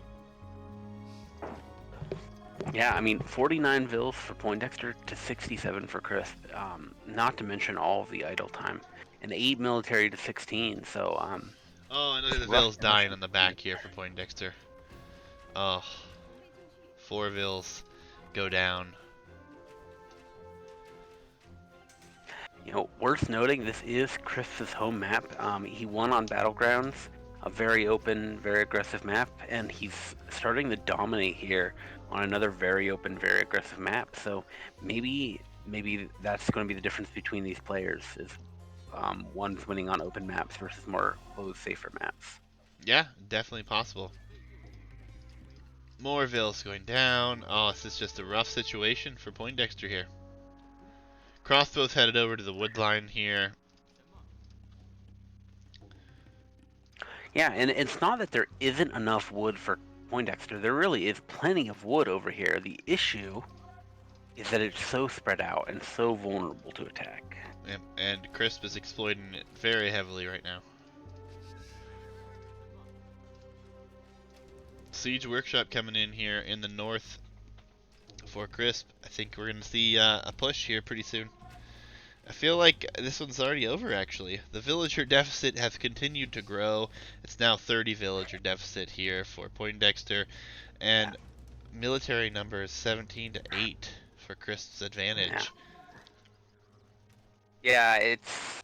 I mean, maybe some crazy market abuse for a castle or two might stabilize things for Poindexter, but it doesn't win the game. Wow, the aggression and map control from Crisp is just doing amazing things here. Yeah, it's about to be even worse. Mangonel will be in on the main gold that we're seeing taken for Poindexter on that town center. So crossbows spread out in groups of 4 or 5, doing a great job denying any expansion. There's no vills anywhere else for Poindexter except for the one TC on that main gold. He has 37, and then this one corner over here in the west. So, You know, and I not love looking it. great. Like put his Q on this TC. Like he knew what he was doing. There's no and these +1 on these knights not ideal, but like they can fight under this TC for a bit. These Vils dying to the Maganel. They can't all garrison. Oh my goodness, 39 Vils to 49. And big shot on the crossbow from the Maganel. Desperation Vils attacking the Maganel. Second Maganel out. If it wasn't already game over, this is game over here with the GG coming in from Poindexter. Wow, from Crisp. Yep, Crisp just overwhelming his opponent, just constantly attacking in various positions and directions, denying so many resources, creating how much idle time is the difference now? 3 hours, 20 minutes from Poindexter compared to 16 minutes for Crisp on idle eco time. That's massive, and being in a villager deficit for a lot of the time as well. Yeah, and I really think it's enlightening. We saw that lanes game where Poindexter as Kumans just ran away with the Vill lead. Shows this wasn't him not knowing what to do, not being able to manage a bunch of Vills, not managing economy. This was just the crazy pressure from Chris, the great play to split up his archers and just be everywhere. This wasn't because Poindexter played bad, it was just Chris playing great. I agree. 100%. Insane amount of pressure doing the job again here for Crisp. Statistics looking pretty much what we have already summed up, honestly. 37 minutes exactly. Oof. Ooh. Crisp takes game 2. Oh, it's game 3. My apologies, game 3. Let's see here. So, Poindexter, only available home maps left. Sunken Isthmuses and Shallow Sandwiches will be coming up, guys. Oof. Give us a second to load into those.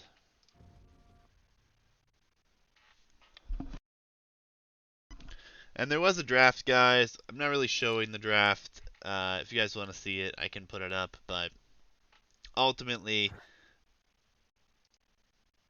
it's not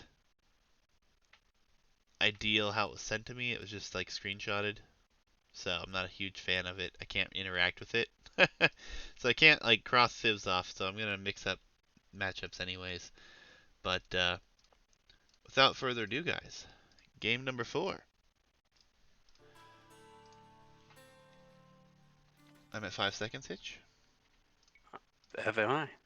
3, 2, 1, go. Alright. Incas for Crisp. Bulgarians for Poindexter. I think Bulgarians actually a civ I would not have seen on this map if I were playing it. Very interesting choice. I'm not sure that the reasoning isn't coming to me, but we'll see. I want to say right off the bat though, much better map here for Poindexter, is it not? Yeah, I don't know. It's difficult to say on this generation. Obviously, Shallow Sandwich being so easily accessible for aggression. I mean, depends on who's aggressive here. If Crisp comes forward with towers, I don't think that Poindexter has a good base at all. Okay. If I'm not. The opposite happens, and Poindexter goes forward, then I hate Crisp's base. Like, everything you about... just hate to be on the defensive here, is what you're saying. Yeah, someone will be on the defensive. Oh, a lame, though. Crisp going right for the lame. Oh, and that's good, as long as he pulls that off. Oh no, it goes back. Oh, he lost it? Oh, and this is going to be close. He can heal the eagle up if it makes it, though. Yeah, absolutely. And he better make it. That has not been an official change yet, there, Gio. So. Oh, get a Vill on this. Get a Vill on this. Oh, you're stressing me out. I know, I don't like this at all. I think he'll be okay. Garrison. Oh, Garrison. so close, so close. Whew. Manages to survive with it, and I think that we may have Poindexter looking for this other boar right now. And has yet to find it, so he may be going forward to try to counter lame. I would love if he had the sense to do that right now, but it looks like instead he's just going to run under the TC. And do we get a reaction from Crisp? Yes. No hits though, or a little few hits. So. Whew. Yeah. So Lame was close, but that definitely puts Poindexter behind. On such an aggressive map like this, you want a quick feudal time. Down a boar is so far from ideal. Yeah, The and real all question of is, the food still available for Crisp. Now he has that additional he boar. also he took sheep. He took some of the sheep, man. Yeah, he took 2 sheep. 2 sheep and a boar. This um, Poindexter getting the dock up, the right answer. Now the thing is, no, he should be getting a dock. He has a will to get the dock up. He's not doing it yet. He's still He lacking. did not have the wood, yeah. Yeah, he there he goes. If there's any map where you can survive losing a boar and 2 sheep, it's going to be a map like this where you can get onto the shorefish, you can make fishing ships. But that only Poindexter works. points out in chat that he was lamed.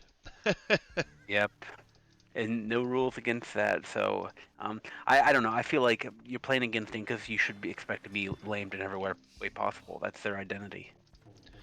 Yeah, and now 2 houses come up in front of that stone, so I think he's expecting there to be some sort of a tower rush coming towards him. Yeah. Interesting. I don't know how these civs match up in late game. I feel like Bulgarians definitely have the answers to deal with Inca's late game. So Well, what is the Inca Flake game? what? What is the Inca Flake game? Just Arb and Eagle. So for What about siege, Camus? oh, that's true. Kamyuk, I suppose, would be good, but I don't know. I feel so rough, man. Getting lamed, losing. It's like what 600 food almost. Something in that range. The thing is, um, Crisp not on water. May go on it, but he's not on water yet. As a matter of fact, no, he's not going on water because here comes the mining camp. We're looking at 8 villas on stone. So Poindexter better clench his butt cheeks here and get ready. Yeah, this is gonna be an Inca rush, and there's really this is what I was talking about the map. I now hate Poindexter's map. It's gonna be so bad. He might be able to secure 1 stone and 1 gold, but Okay, so maybe this is crazy, but do you facing the Incas? Ideally, you're facing Incas. You're scouting better than Poindexter is. You're looking for that stone, seeing if he's going on it, because you don't want to overreact too early, in case he doesn't. But say you do know, you see that he's on stone. Do you build a transport here? Just do it early. Send 5 vills over, so you can get a TC up over there when you get to castle. Like the problem with that is it's such a heavy investment. How are you gonna defend yourself? how do Like, you defend yourself? Well, how is he going to defend himself? well, What do you luckily do? he gets free man at arms upgrade. So I feel Is like that the answer? that's the answer. You go, yep, and here's the barracks now. So he's gonna opt for that direction. I just wish this barracks was up in front of the stone. Oh, I Part do of the too. wall. Absolutely, blacksmith is on its way up. This will 100% be Okay. an Inca rush. Yeah. So, I the thing that's killing me here is the scouting for Poindexter. He should have seen this earlier, but his scout has been so idle. Well, that and he knew he was lamed, and he didn't go for it and try to lame back. Two towers completely takes this man off of wood. I think you say it's expensive, but I think you gotta be ready to at least partially run here. Yeah, I mean, if it's 2 Okay, so towers, yes, but I don't know. It's Crisp so has hard. 350. He has 5 on stone. Full tower play could do it here. Now 1 gold's already denied. 1 gold denied. 1 of wood 4 woodlands denied. Just this is hard to deal with without aggression. See, this is why a drush, a men at arms play some kind of aggression. I think you have to go some kind of aggression, even in Dark Age on this map. Do you not? I think so, but being lamed that heavy early kind of handicaps you. I mean, Men at arms are out, but what 6 Inca vills? 3 men at arms can't even fight that, let alone take it down before they build a tower. yeah, it's not going to be ideal by any means, but I think if he garrisons Outpost. right now, he actually hits Vills. he would, but it's a lot to manage right here, right now. Yeah, tower gonna come up. Gonna just be in Oh, range as well. Oh, that's a build. rough reaction tower up in the north. Poindexter trying to save a wood line for himself. I mean, but it doesn't work though, because Chris can just circle around. The only place that a preemptive tower like that would have worked is by the stone on the front. Yep, I agree. Man at arms, scouts not gonna be And able to do it here. now you don't have the stone. You don't have the stone for a TC if you manage to get up. You can't counter tower. I don't like that tower at all. Farm space being denied. Berries will be denied by the next tower after this one. Yeah, it's Brutal. really rough position here. You need to see a counter at this point. I mean, if you can't take out the towers with the men at arms, send some men at arms to the stone forward. You can deny this some way somehow. I don't think he's coming back from this one. I think that tower that he chose to put was in such a bad position. At one tower could deny him from stone completely. Crisp continuing to tower around. If he comes to the other side, I mean, he's already denied so much. And the thing here is Crisp doesn't even have fletching. Yep, Crisp coming forward with 4 more vills, gonna build a forward house, and then I would expect to see another tower on that side. Yeah, I mean, Transport ship I in would love to queue. see fletching, but he's won this game. Transport ship is in the queue. See, okay, but now is it almost too late? Like, if you did it a minute earlier, you could sneak 5 vills away without being noticed. I mean, he still has the villager lead, so if he can escape with enough of them and get all of his villas out of there, it might not be the end of the world. There's plenty of res on the outside of this map. This is ugly, and 4 vills coming forward. The next tower coming up on the only line that he would have had. Yeah, he's running, and running. Here's the thing: if he runs successfully and saves most of his economy, half of his economy, Incas are behind, right? There's a lot of res into towers. It's a crappy economy at this point. Yeah, it's rough. Very rough. Fire Galley coming out here. I would have loved to seen a demo, but he obviously has the villa numbers. There's some man-at-arms there, so he is going to be able to do a decent trade here. It's not going to be great, but going to be able to survive with more eco. He's still at 35 pop, so it's not a bad situation. I mean, 26 to 35 on the eco numbers. 4 fishing ships definitely helping out Poindexter. Nothing water from the Inca player with this all in. Yep, fire ship going to attack the tower instead of the villagers. I mean, a lot here's of the thing. just go down there. Only 3 on food for Crisp, 2 on food for Crisp. It's actually none on food with Crisp. Yes, he runs out of berries. So Poindexter can sacrifice villagers fighting this if he has to. Yeah, lots of idle vills too. What's the idle time? 23 minutes for Chris, 42 minutes for Poindexter. Yep, feels bad, man.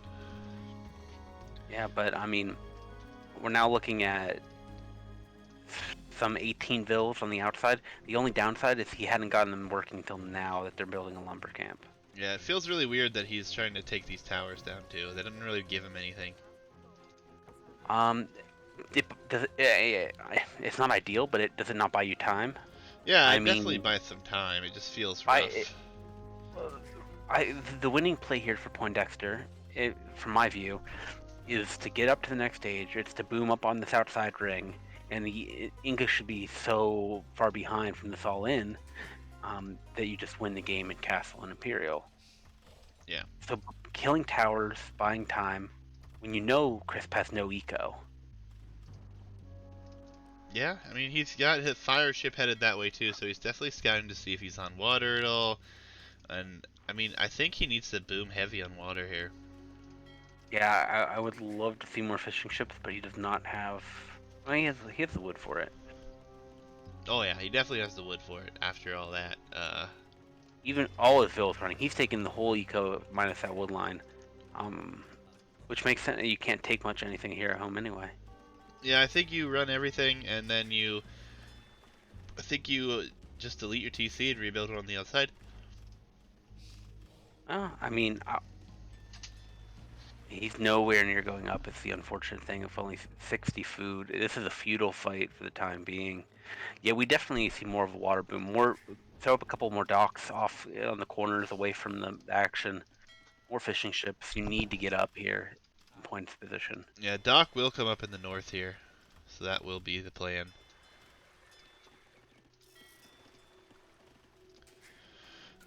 And I think he needs to get on some gold out here, and he's gonna lose his northern base area here. It's like his vills from Crisp are gonna actually batter that tower down, so expect the transport ship to head up in that direction before too long. Yeah, desperation for food. Now, here's the thing: Crisp shifting out of this push, now up to 11 on food, tons of farms. He's quickly going to have a better eco than Poindexter if Poindexter doesn't get these villas working efficiently and get some fishing ships out. Absolutely. Oh, fishing ships fishing right under the tower. Yeah, not managing that too well. Needs to build another dock away from that. Gonna lose one. Potentially all of them if he doesn't realize this. Yeah, he's going to lose all of them unless... That's unfortunate.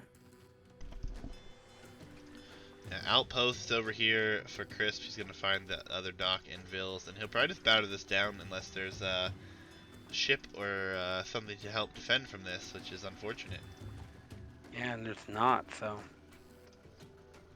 Yeah, I think Crisp is gonna have the time he needs to get back into this. His eco behind this, he's actually pretty close to being able to go up. Honestly, if he sells the stone, he could be up much faster. Yeah, but I can understand not wanting to. I mean, if we look later in the game, I think he's going to want castles. I don't... There's not a ton of stone on this map. Yeah, but That he is... has taken his enemy completely out of his base. I feel like you sell the stone, you get Yeah, up, you fair go enough. over there, you drop TC, you mine theirs. I mean, there's not a ton on this, no, but enough that it makes a big difference. Fair enough, fair enough. And, I mean, towers are great, but until they are upgraded in the next age, I mean, they could go down. I mean, you were having villagers try to take out these over here already. Yeah, and no military buildings even for Poindexter. So, I mean, it might be just go around and batter these things down. Yeah, and there will be some man-at-arms here as well, so this tower should get battered down. I think that those man-at-arms need to be over here, though, for this to be a good exchange. He needs to get him out. Maybe he forgot about him in here. This is unfortunate. And he's going to run for the Vills under tower fire. That's not ideal. But still, I like that he's pushing back. He's relocated most of his eco, but he's not completely giving up in the middle. If he completely gave up on the middle, Chris would just have too free a range to boom up here and do whatever he wanted. Kind of ballsy to put a tower in a place where you just lost one, isn't it? Absolutely. 5 men-at-arms coming too. This tower is being aborted immediately. I think 5 actually trade very well here. Yeah, exactly. I mean, the Incavilles are strong, but they're not fight on even numbers of men-at-arms strong. Yep, and now the fire galley out. You're going to keep that dock up in the north here for Poindexter. Poindexter, you know, sitting in a really good position. Yeah, he just needs to add some fishing ships up there to make that dock worthwhile, and we'll be looking better. Still 16 on food for Poindexter, but no food left. Not on his way to castle versus Crisp, who will be clicking castle very soon. Yeah, gonna be a big difference here. I mean, his eco is gonna be safe for the time being, though. So as long as he can get that fish eco going.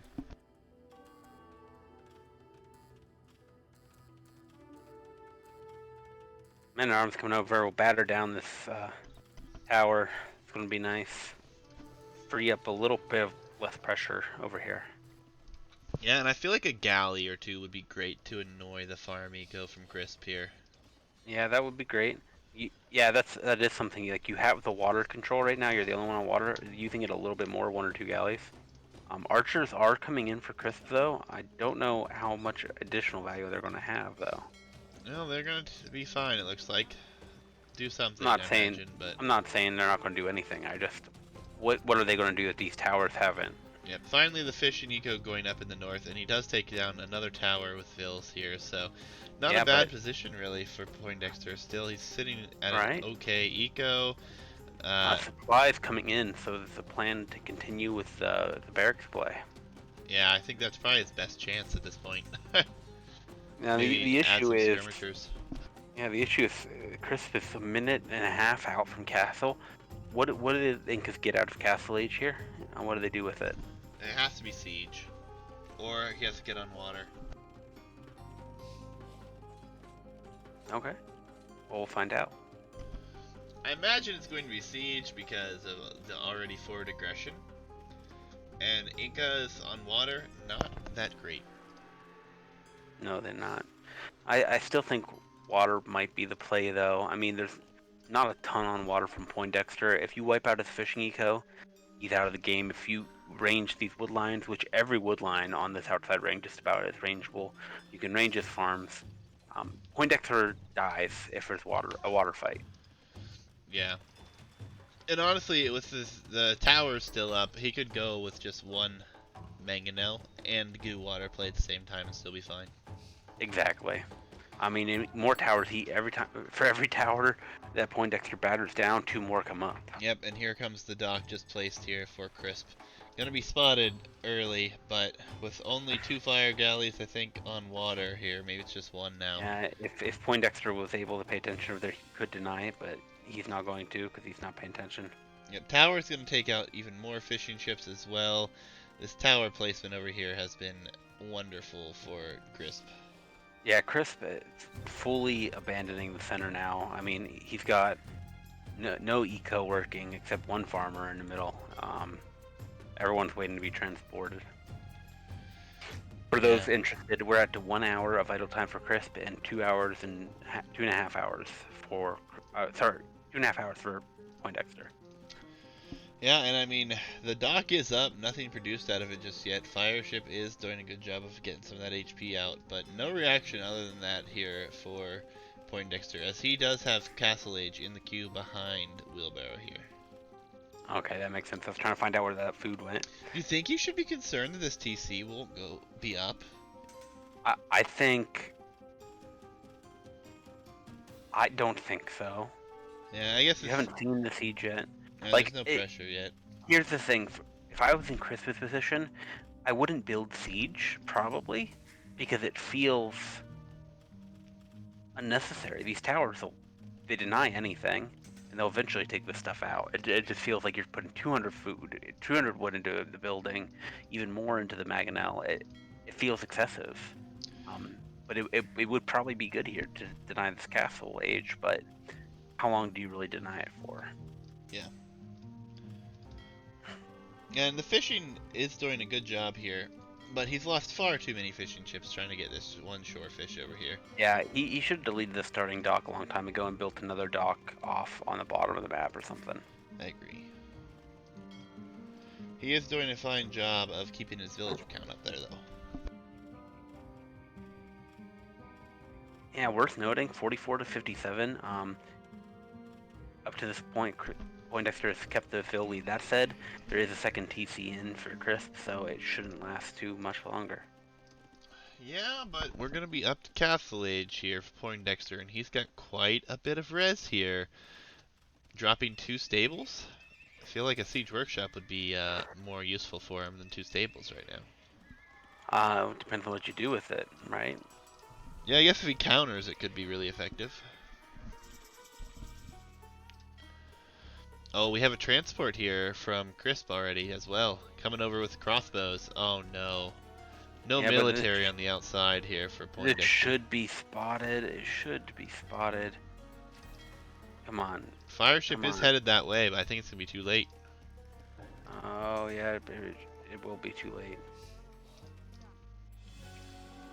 Town center yeah, on the far he knows south it's there. Poindexter. All his villas are running because he knows it's coming, though.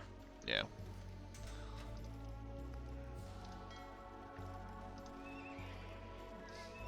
So yeah, so right now it's. I feel like this is such a weird scenario. Crisp has complete domination in the middle of the map. Poindexter should be able to control this outer ring. What a weird, an awkward way to play. Oh, absolutely. It's a very strange situation altogether.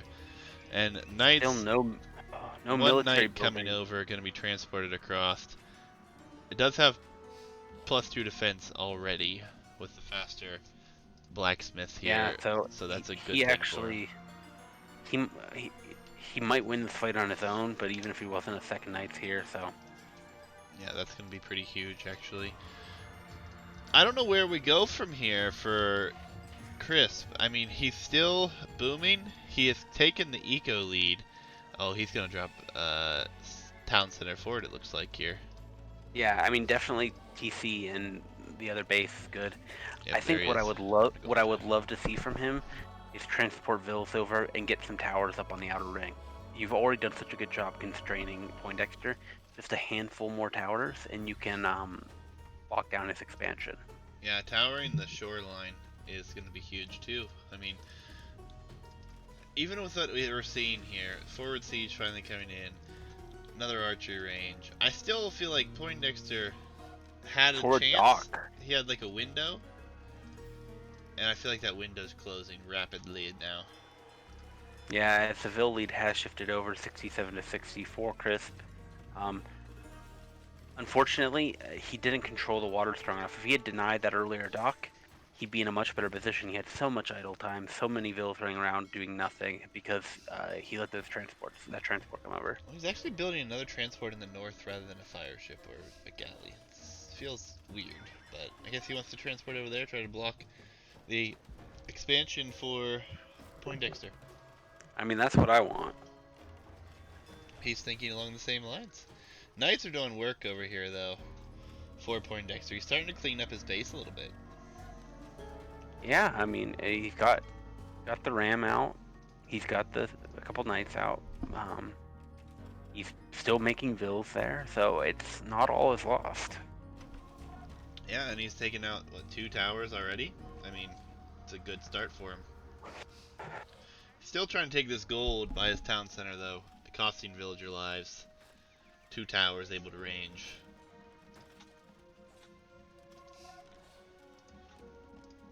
Oh, I hate this TC for Poindexter. All the way in the east corner.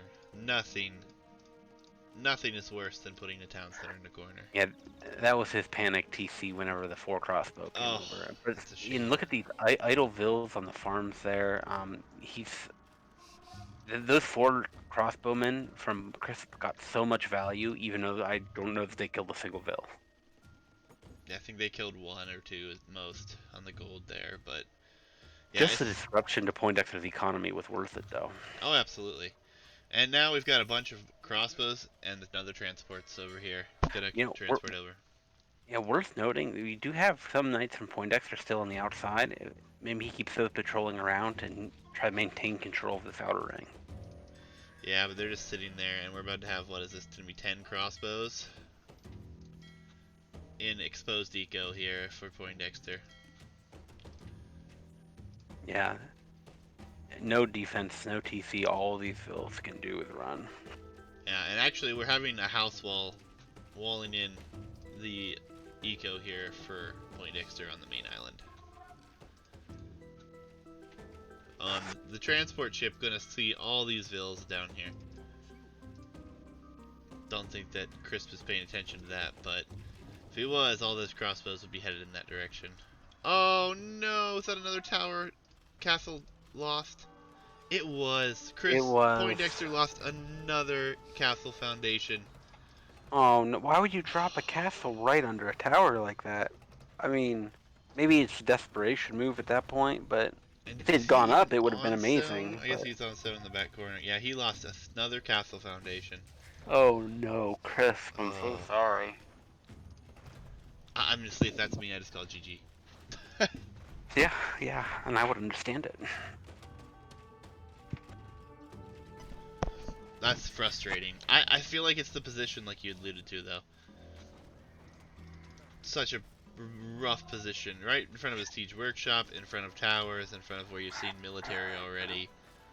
Crossbows, 80, still on the outside trying to do damage as well for Crisp. yeah, I mean, 84 to 81 vills, so Poindexter not too far behind here. But the thing is, 2,000 wood for Crisp, 2,000 food for Crisp, and there's barely any res in the bank for our point here. Yeah, and it's just going to keep getting worse because the crossbows are still on the outside. They're still looking and searching and trying to kill villagers. And, I mean, the eco's caught up and surpassed. But the map control again from Crisp. I just don't see how he comes back. Poindexter's in such a rough spot. A castle would have been great if it would have gone up, but to lose the foundation. And honestly, Inca's not a great navy by any means, but they still get galley. Like, he could range most of the eco on the outside here. Yeah, he's just decided not to at this point because he has the wood for it. He could easily get the gold if he really wanted to. Yeah, and I mean, all he has to do is transport out, stone wall up, put a castle up on either side there, and he knows exactly where his opponent's limited to. This town center is going to go down here to crossbow fire and mangonel fire here really soon as well. The knights for Poindexter doing a great job to try to protect the mangonels. Pike's actually added to really defend that position. And there's a decent bit of eco here for Poindexter. 16 villagers. And I think they could all go down here shortly. You know, and the issue is, when he loses this gold, he's basically off gold. Yeah, Ville's just dying. Not even repairing the town center because he doesn't have them set to repair or something. I don't know what's going on here with these Villes. Brutal for Poindexter. Going for another town center on the outside ring here. Crossbows are killing Villes on the mill over here in the east as well. Completely idle TC in the back as well. Oh no. I mean, Ville's trying to fight crossbow here on some of the farm eco for Poindexter. This is long over, I fear. Yeah, I think we'll see the GG here before too long. It really rough trying to drop that castle there. I think that was probably the biggest turning point. If he would have been able to get a castle up there, obviously it would have been beneficial. But even a castle up anywhere, I think he should have put it over in front of that stone that we were talking about much earlier in the game as well. I think just a little more patience. Take out that Tower of the Knights before you do it. Have one or two knights buy that siege workshop, and you'd be okay. If that castle had gone up where he placed it, he gets his gold back. He saves his TC. He gets his wood lines back, and he damn near puts Crisp off of wood entirely at that point. Yep, another transport. Two of them actually with military going to the outside. Before long, it will be villagers and siege going to the outside. Yeah, I really would have liked some villas over sooner to actually produce on that outer ring, because this is what happens: is you're transporting over small numbers and you're losing to small numbers. That's true, but I think he'll begin to overwhelm here very shortly. Of course.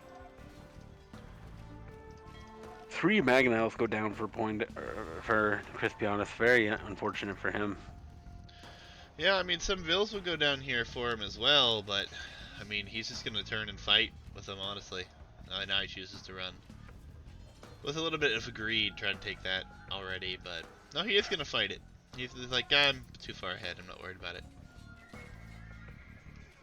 It really shows you the power of +2 on knights. These knights are just standing here, just completely shrugging off crossbow fire as they kill so many Vills.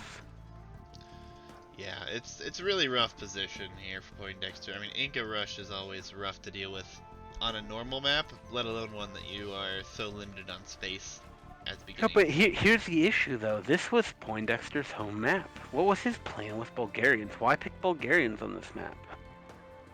Yeah, I'm eluded by it. It doesn't make a whole lot of sense to me either, but I don't even know what their water trees looks like, honestly.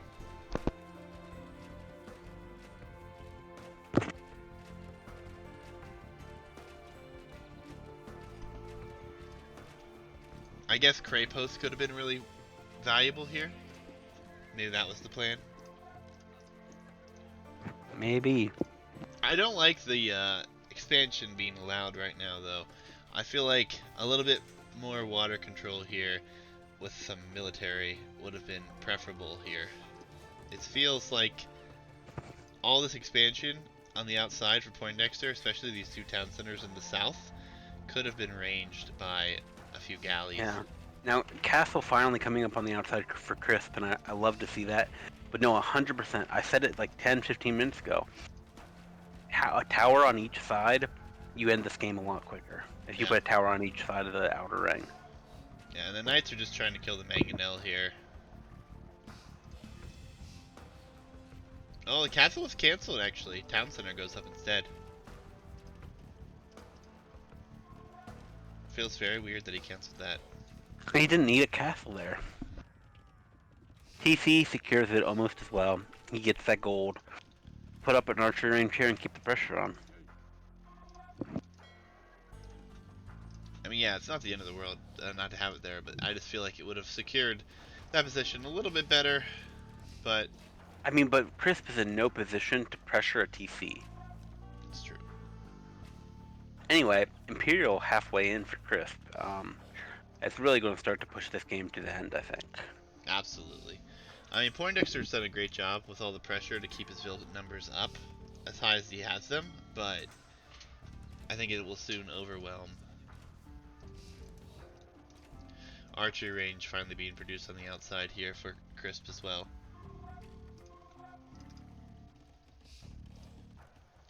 Crisp chopping through most of the trees on his starting side of the sandwich. We'll have to expand before too long to the opposite side for some lumber, but the key's already started. Imperial Age, though, definitely nice position for himself here.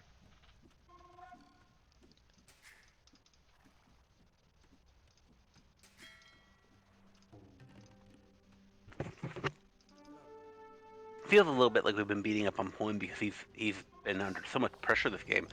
But worth noting, he's kept, it's 113 to 98 bills now, but he's stayed in this game. He's never stopped producing. He's not giving up easily here.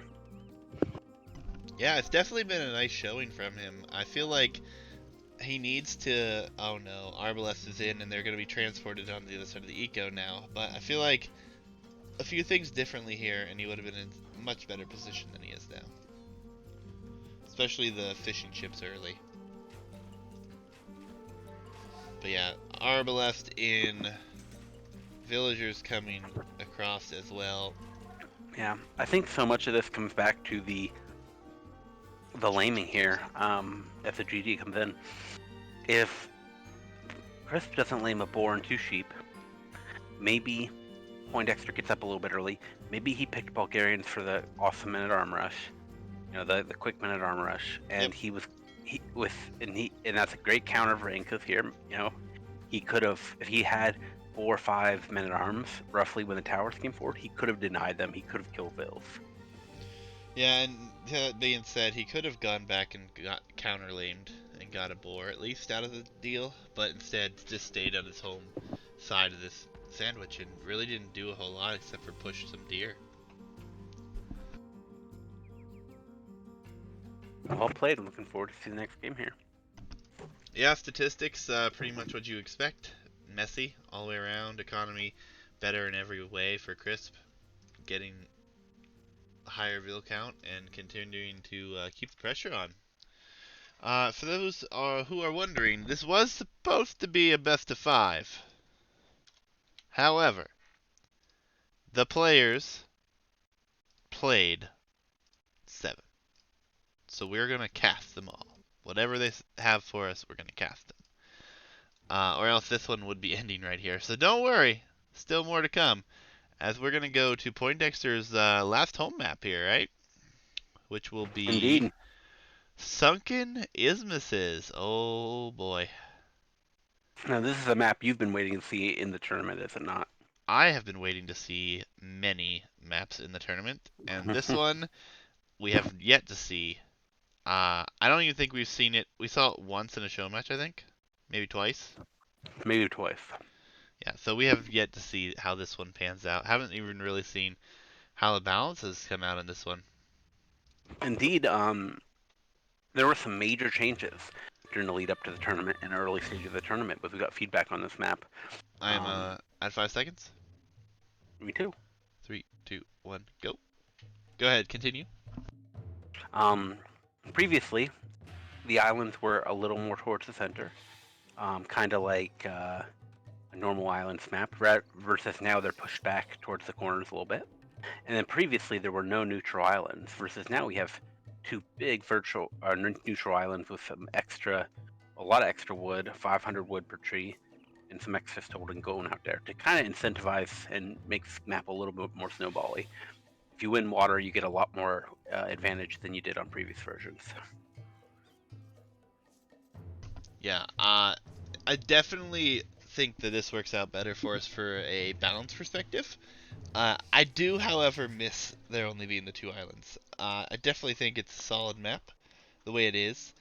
It's definitely added a little bit of a more versatile play for it. Be really fun to when we get to some team games on this map, though, to see how messy it gets. But obviously, Oh yeah. Crisp in the commanding lead right now, 3-1 lead against Poindexter. Poindexter with Italians against Koreans. Uh, I personally would prefer Italians on a map such as this, but Koreans, very, very good civ as well. Definitely something that could, you know, contend, no question. Yeah, Koreans also no joke on water. Italians obviously just about probably still unanimously considered the best water civ overall. Um, could go either way, easily. Do you think Absolutely. the name the name source the source of the name for this map, the sunken isthmus here, the shallows, you think that plays in the match between these two and how they've played so far? Yeah, I definitely think it's going to be. They've given us a show tonight, and I'm looking forward to seeing how this map plays out. Like I said, this is a best of 7 now, even though it was only supposed to be a best of 5. So lucky for us, we continue as Crispinianus loses his scout under the town center of Poindexter.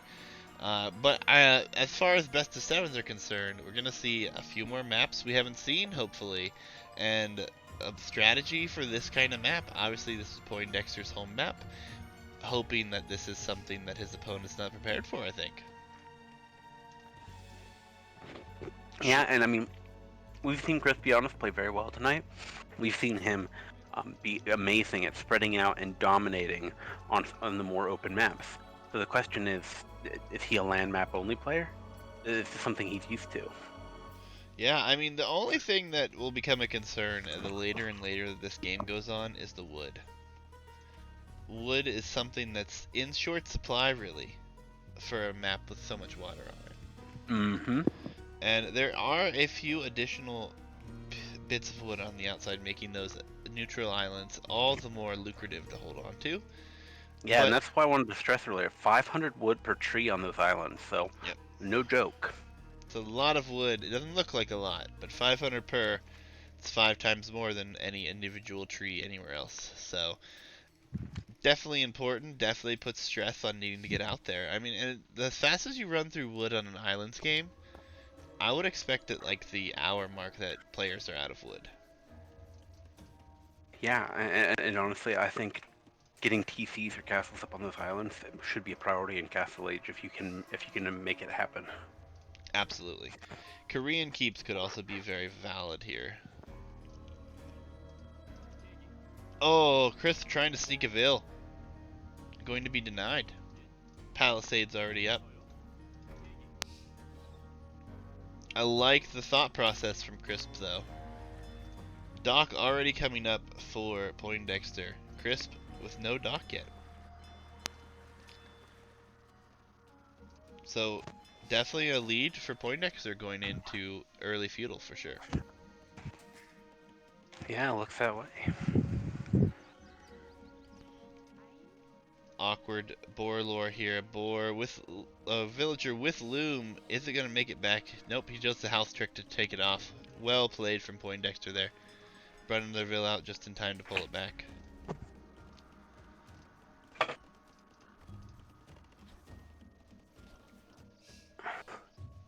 Interesting, we have no dock from Crisp. So do you think that this is potentially a fast castle attempt here? I mean, with Koreans, it could make a lot of sense. If your resources on this map are pretty far back from the water, so you feel pretty safe. Um, I think you could do that. The only worry is landing, but you go up to castle as fast as you can here and get turtles. Could dominate. Yeah, turtles could make short work of an Italian fleet, but he actually clicks up before Poindexter. Doc just now coming out. Indeed. Inca Rush was on sunk or shallow sandwiches. Weasel. Weasel in the other semifinal, still waiting for that set to be played. Unfortunately, some scheduling conflicts, but we'll work past that and we'll get them played before we get them casted. You guys will get updated in the Discord if you guys want more updates on this and what will be the next semifinal and the final. Join the Discord listed below. Additionally, we have a new bracket going to be starting. Registration will end on May 13th, and the bracket will come out the day after for a 1400 max elo bracket. So if you are interested, all the maps seen and featured this evening and are all listed with descriptions in our document, you will be able to participate in the next one. And thanks to Hitch here, who is casting. He also created these maps.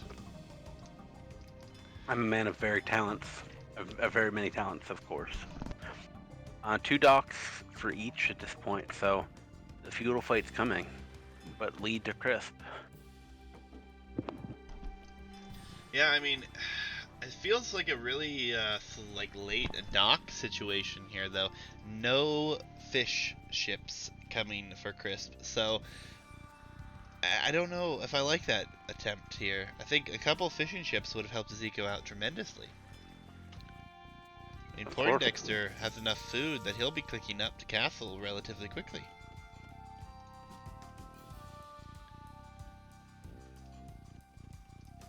Crisp, not so much, but he is going to be going to fire ship faster. Maybe not faster, but he will have a little bit better res to produce with it since he's not very heavy on food. So, worth noting, though, I mean, the distance between the islands in this map means that if you get up earlier to really take advantage, you have to go in right away. Unfortunately, the fire ships for Crisp are hesitating here in the middle, and fire ships will be out for Poindexter before he can get in. yeah, I mean, it's really weird too because normally you're going to see fishing ships for both players, I feel like, on this map. So, no fishing ships. So, even if Poindexter tries to go out and go around, he's not going to be rewarded with anything as far as in eco losses. And maybe that's the strategy. Less efficient, probably, to go focus on farms. Maybe less efficient on wood and slower than getting fishing ships, but no risk, right? Yeah, and he is going to go forward and he's going to find no fishing ships, but on the other side, Crisp going to find all 4 here for Poindexter.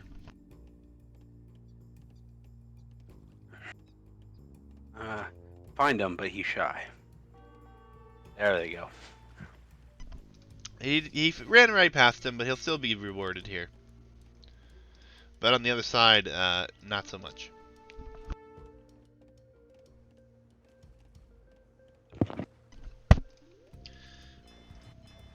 Crisp did try to sneak a Vil over early, just not early enough. I think we'll see some sort of a transport attempt from him. It would fit with his style, I think. It saves all the fishing ships, interestingly enough. Yeah, nicely done. A little known fact here, Weasel has actually not been able to schedule this game because he's waiting for the Incas to get patched. He's afraid of them. Unfortunately, that is not the reason why. If it was, I would demand that these games are played much sooner. However, everyone that I know of that's in the tournament all have real-life situations going on, so we will allow for a little bit of more time to play the games. Would hate to have any sort of an admin win this late into a tournament.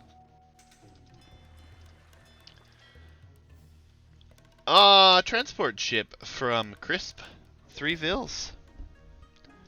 He has stopped water production, has he? No, he's got some more fire galleys coming out. A landing could be devastating here. Would have liked to see some demos come out for players as well. If you had to see that. Yeah, demos are. I think they're hard to time at the skill level. It can feel.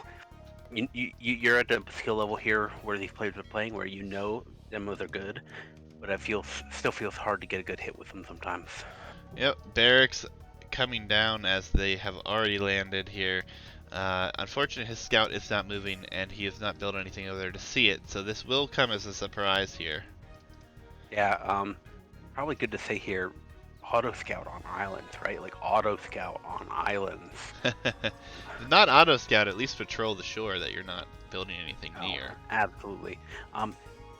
Though Poindexter not playing poorly here, but like if he's winning this water fight, he's probably feeling real good now. How well thought out from Crispinianus that he built enough on water to have a lead on water, to get a transport out, to get a villas across, and then stop producing. He didn't overinvest. Yeah, the scout moving from Poindexter, though, he did go right past this. He knows it's here now. Will be interesting to see what the reaction is. I don't know if he actually realized it yet, though. I mean, Poindexter did already have a barracks down, so at the very least he won't be that far behind. But nothing producing, so I'm going to say he. But why would the scout have moved? If he had to have moved the scout, so he should have noticed. He definitely moved it, but if he didn't realize, because he's probably paying attention to these ships over here. A tower on this hill from Koreans, and Koreans are known for their towers, would be devastating. A stone denied, 2 golds denied, a bunch of wood lines denied. This made, I mean, Archer, nothing wrong with Archer play here, but straight up tower play at this point could work. Not that Crispinianus has gone on stone or anything. Yeah, and it's double range, and a spearman already out, going to take out that scout here. Fletching and defense in already for Crisp as well. Yeah, I mean, I think Koreans here, I'd be very tempted to go for the scout play, but Spear Archer, I said it almost feels like you're playing into the Italian strengths. They have good archers, they're going to go to archers, they put them on land, and 3 archer ranges coming up for Poindexter. And oh, this is beautiful by Poindexter. Look at this tower. I love this tower. Yeah, he realizes the need for one. He's going to have wood lines. He doesn't have much back behind his area that's being pushed here, but we'll see what happens. I mean, obviously, we need to see a fish boom, and fishing ships have been queued, and skirmishers right behind that. So until Castle Age is reached, which Castle Age will come in first for Poindexter, probably the additional fish early on, going Absolutely. to really make a difference here. And I think we have to see a siege workshop in defense for Poindexter. Yeah, tower now coming up for Crispinianus. He is on stone. It just feels a little too late. This is a good tower, don't get me wrong, but he should have had the tower where Poindexter has it. Good thinking. Just a little slower than Poindexter on that one. Yeah, for sure. And that tower will go up, and he could save everything here if he jumps into the tower immediately. Which he will be able to do. I think you rush this down. Yeah, I agree. You rush it down with some vills. Skirmish can clean up the archers, clean up the villagers here. That's your best option to stop this forward in its tracks. Yep. Oh, the vills are running, so at least send something. Don't let it stay there. But skill barding armor on its way in, a stable on its way up, so this will be a cavalier defense, which feels wrong here. Cavalier? Are you or knight defense? Knight. Yeah. Yeah, I don't love it from Italians. No real bonuses to speak of here. Well, and it doesn't really play to anything he's 5 gone queued for up. already, so. Yeah, I mean, I feel you're better off staying with your archers here. Nice play over here from Poindexter, though. Got 2 fire ships destroying the barracks that has been on this island. Tower going to try to get it up, but Knight going to be there. Should be denied here.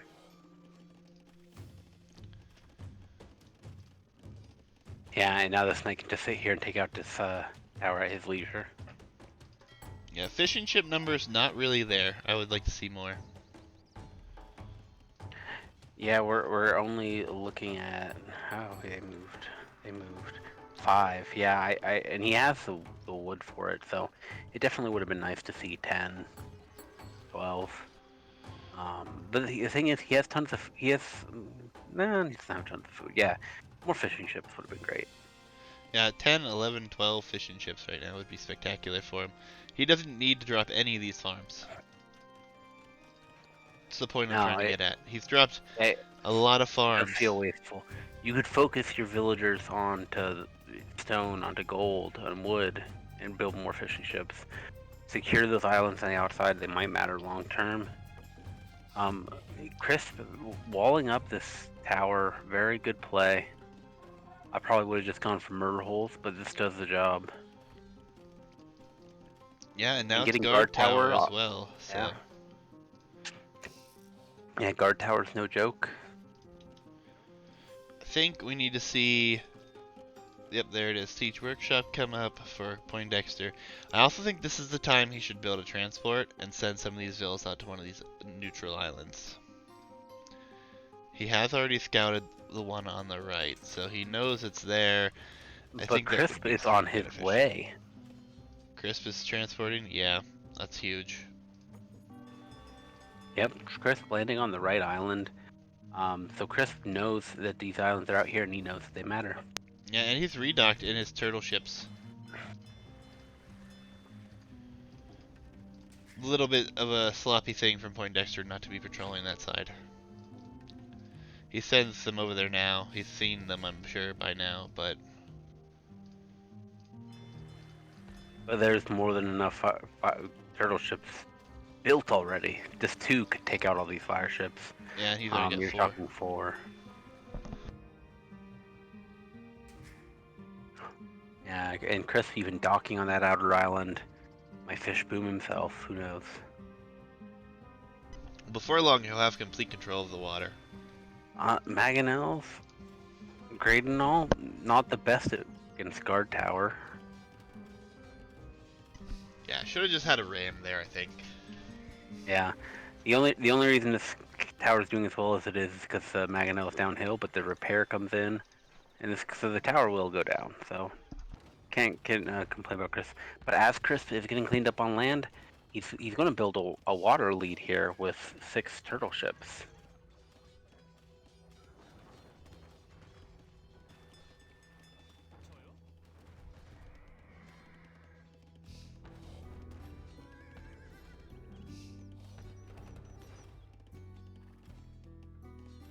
Really unfortunate he's killing his own knights here. Yeah, yeah, I was watching that. Market up on the island for Poindexter or for Crispinianus. I'm not sure. Maybe he thinks he's on Trade Hub or yeah, Trade Hub. I don't know, but turtle ship's gonna be coming out here in mass soon enough. And I think he was waiting to make his opponent get War Galley upgrade. Yeah, well, I don't know why. Why is he getting War Galley? Yeah, I mean, it's not the end of the world by any means, but I think no, Shipwright would have done him a little bit better. I don't think that's an Imperial tech. That's true. I always forget that. My bad. Forward cleaned up, right? There's no additional vills over here. Board is cleaned. So, oh, there's a Nope, Vill. one Actually, Vill. look at this. In House walled in. hiding. I'd love to see him come into play. Well, Poindexter dropping a. Oh, look! No, look at the pressure. Look at Crispinianus's base. This is huge. Oh yeah, this will be nice for him. Now this is the thing about the map, right? Sunken Isthmus, and it's so easy to forget about this. I think because once you wall it up, it feels like a normal islands map. Yep, fire galleys took that walls down. Villagers going down here for Crisp, which he's still ahead, and I still think he's in a more favorable position, even with all this in here. Yeah, but boom, boom, boom, boom, boom, and Vill lead switches to Poindexter. Yeah, I mean, it's definitely rough, but being out on this neutral island, having a massive number of turtle ships, 8 turtle Panic ships. Castle come down. Oh, if only the Magnos were forward. I would have loved to see Poindexter get revenge on the Castle Foundation situation. Yeah, he's lost 2 foundations. I mean, he is going to lose a lot here, but if this castle goes up, turtle ships coming over to deal with the mangonels, castle will definitely go up. If these mangonels were just a tile forward, he would see the castle, and he could. And it's too little, too late. He'll get some vills, but that should have been denied. That's so disappointing for Poindexter. It hurts. Yeah, eco numbers really in favor of Poindexter now, though, as you alluded to. But I feel like this is a secure enough position, and it will be War Wagon. Yeah, I mean, I believe. That's actually. I want to look that up. I think War Wagon is expensive, but it's definitely going to be a great play, great addition here. Turtle ships finally going to move out. Should be able to kill off a decent bit of fishing eco here. It's not as much as I would have liked. I think Poindexter could have been a lot farther ahead with more fishing ships. But we'll see. What is the idle time looking like for both right now? Idle time, we're looking at idle eco of 1 hour for 55 minutes for Crispinianus, 1 hour 17 minutes for Poindexter. Yep. War galley numbers coming up. Turtle ships gonna go take out docks.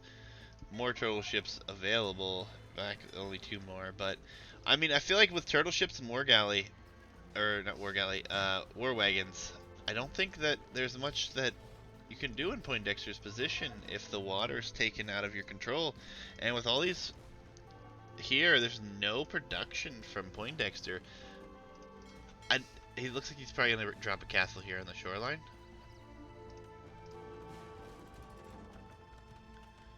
Yeah, I mean, the only thing I worry about with the idea of War Wagon is Genoese, I think, do pretty well against War Wagon. If it feels like they would. I've never seen the matchup, but +5 against cavalry will pretty much negate all that HP bonus and armor of the War Wagon. Yep. Villagers on that neutral island, I think, is going to be the most important factor here. Military in the back of Crisp's base will soon but be cleaned up, and honestly, it's not that big of a deficit now. It's only 69 vills to 61. So, with the map control and war wagons with 150 HP compared to the 35 of crossbow, no contention. Looks like we're going to see a redock attempt here from Poindexter as well, so we're going to try to get back on to water. Genoese crossbow production has started, though. You're going to need at least 1 more castle if you want to make this work. The big advantage right now, the keeping Poindexter in, is this choke point.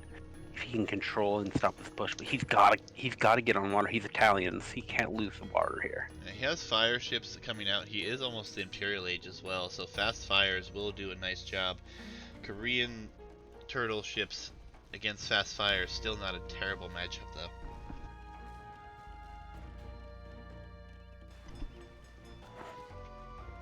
Here come those war wagons.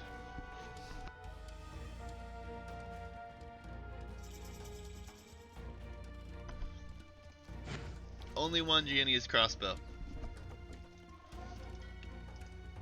Villager pops out over here as well. That one that was trapped. We'll see what he does. Hopefully amazing tower, looks like. War wagons corrupt, doing a good job to distract some eco. Crossbow is going over. That villager should go down.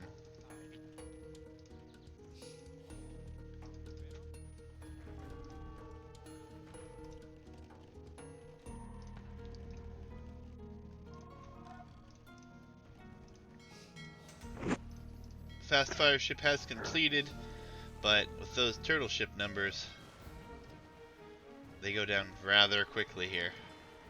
Yeah, I mean, fire ships are honestly, I don't think they're that bad. Oh no, the war wagons are just wreaking havoc over here too. They are wreaking havoc, and just no answer. 3 skirms, not gonna do the trick do here. decently. Fast fires do great too. A trade cog. Oh no, It's just Poindexter being a numbers trade at this cog. point. I mean, you can't do 2 or 3 fires against 8 turtle ships. Yeah, You you need need like like 20. 12, 15, 20. Yeah. You need that, which is still cheaper. Like honestly, like 20 fires is probably cheaper than 8 turtles. Yeah, and we have galleys, and we had a trade cog made too. It just feels like panic mode right now. Yeah, I mean, I understand the panic castle here. It protects gold, but like he needed the castle on the left side, not here. Protect that shallow crossing.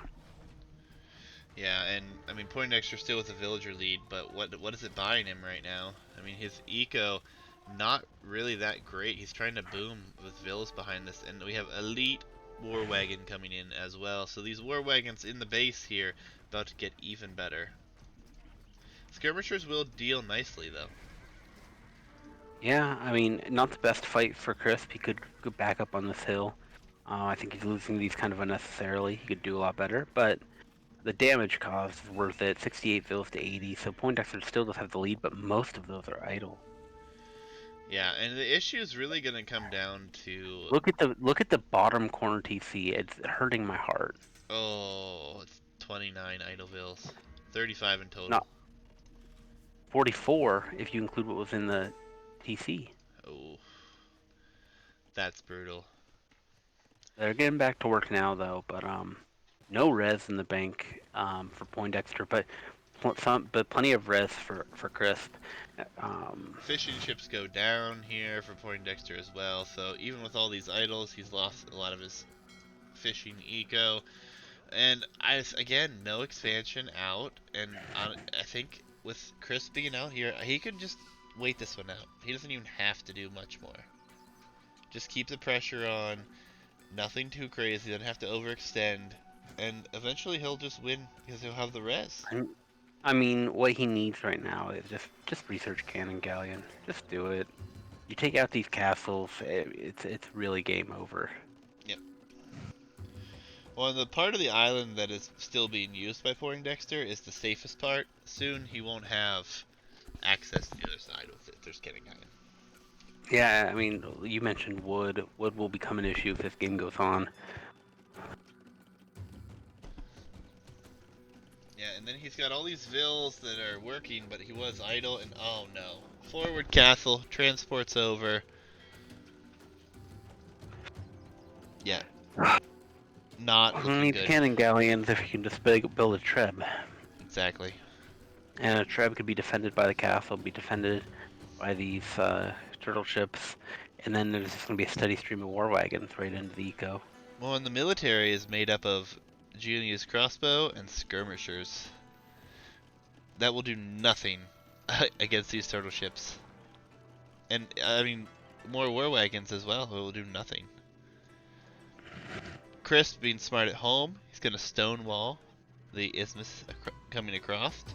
So, no surprises coming in that direction. Same thing from Poindexter. I think both have been burnt at this point. Yep.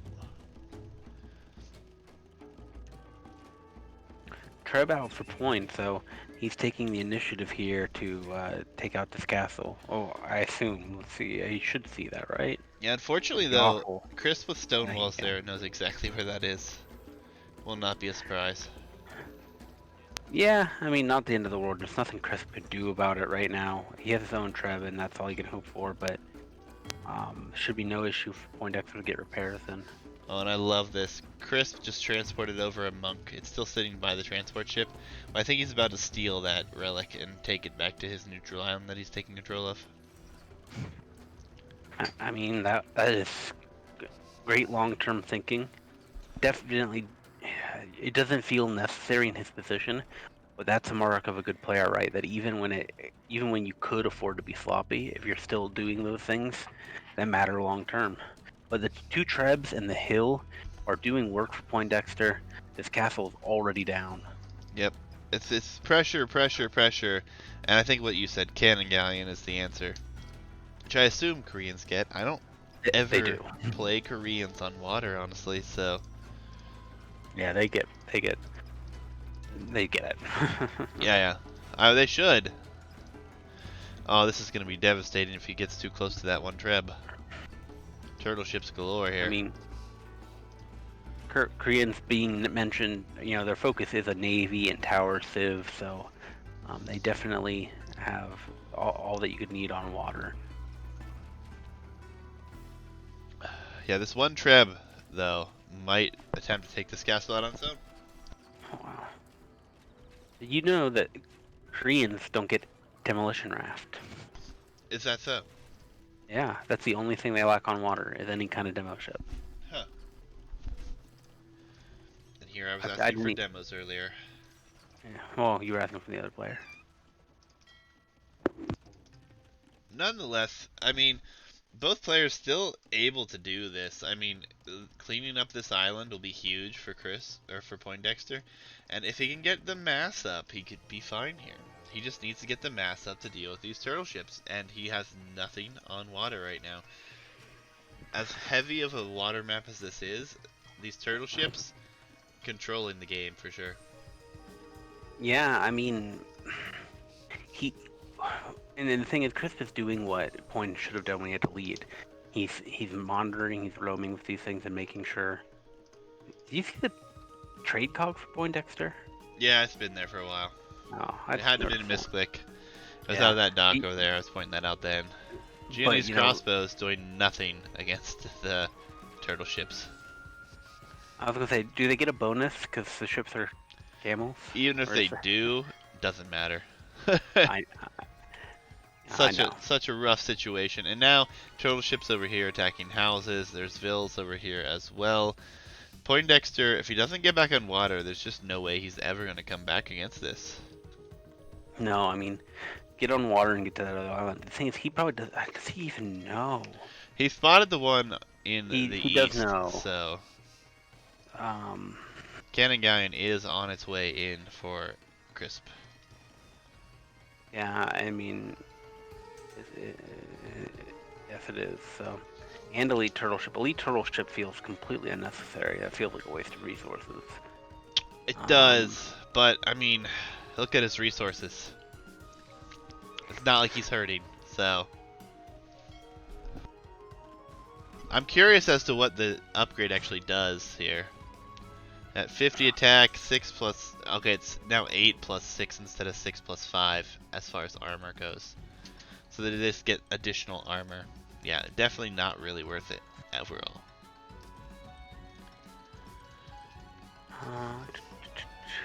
I want to know what Chris thinks he's going to do with this army. Or with Poindexter. What are you going to do with all these Geonese crossbows and trebs?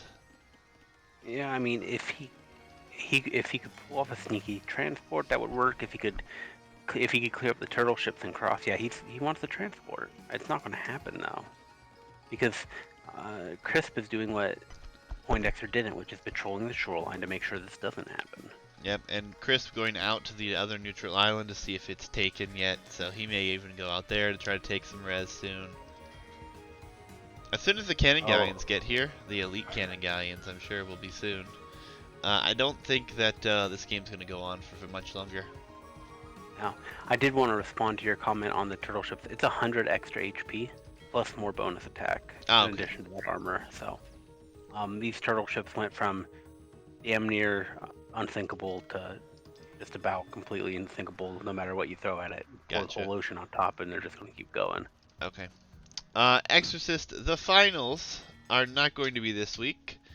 We're still waiting on the other semifinal set to be played. I spoke on it earlier. We don't really want to have any sort of an admin win here. And everyone who's participating in the tournament, as a monk comes across to steal this relic finally, everyone that is participating in this tournament have, real life things going on, so I'm not going to punish players. So likely at this stage. Yeah. Likely we will see the next semifinal next weekend, I think, is what it's looking like. And then the conversion finals attempt? the week Nope. after that, unfortunately. That castle was up for less than a minute before the cannon galleons took it out. Yeah, it's I think cannon galleons the right move here. Clean up what little's here and. Yeah, and it's elite cannon galleon now, so honestly, this cleans up what 40% of this guy's base right now. So Poindexter in lots of trouble here. After this series, we're just looking forward to Weasel's games here. See if he's going to run into the finals and face what I think we can pretty confidently say now will be a Crispinianus in the finals. Yeah. I mean, I'm allowing some flexibility right now, but I definitely want those games to be scheduled. I'm continuously bugging them both, so hopefully we can get that done pretty soon here. It's just Oh, not a fight. conversion. It's not a fight that I Conversion. expect to see here. Geonoese crossbows Conversion. against turtle ships and cannon galleons. I mean, they honestly, no, I was right. Look at them; they're tearing through it. Like they're dying too fast, obviously, but they killed that way faster than normal archers would. Oh, absolutely. Absolutely. But not going to be enough. There's no more production there. So. And unfortunately, also, a ton of villas just went down on the left side here where the docks were rushed up. So. I expect GG to come in anytime. Honestly, I don't see a way out of this here. And honestly, I think we might even see potentially some light cav or something come across to raid. Would be nice. Oh, attempting to redock over here on the right side as well. So. Yeah, I mean, it went up. It's what you got to do. That Poindexter could still win, but he needs more than one dock. Like, if right now, if he was putting down 6 docks instead of 1, and somehow he had gold, which he doesn't. By the way, we have an update on that, but there is no gold left for him. Yeah, he should have never lost water at the beginning, is the problem. He overinvested in Genoese. Yep, and now Wasted all his gold. he's got one bombard cannon here, microing against a bunch of cannon galleons. Not going to work out so well. I mean, I don't know. He's making this work. He hasn't died yet. Yeah, Getting off his shot. he's got what, What? 600 Oh. gold available, and then that will be that. Oh, it died. God damn it. I'm rooting for the little bombard cannon, man. Yep, the dock over here up long enough to get a transport ship out, but unfortunately going to He's going to transport right into villagers and buildings. So he didn't actually notice that there were things on here. He saw that his unit saw the dock, but he seems to not have noticed it. Yep, another castle landing over here for Crisp as well, and now only one bombard cannon out. And honestly, this is all the wood that's left on this here. There's a few trees that are protected by turtle ships, so I don't expect for tons of to idols. be able to produce much of anything here shortly. Yep, GG, good luck, mate. Well played, Poindexter. It was a lot of fun to have seen you in this tournament and all the things that you brought to us. Be super proud of how you played, man. Crisp, congratulations. Absolutely. Going to the finals, man. Yeah. Thank these two for seeing sunken instances for the first time in the tournament. I think it's we saw a good variety of how this map can play out, and I definitely look forward to seeing it played going forward. Yeah, absolutely. I think it's one of the maps I don't think we're going to see much of, so it was nice to see it. But, I mean,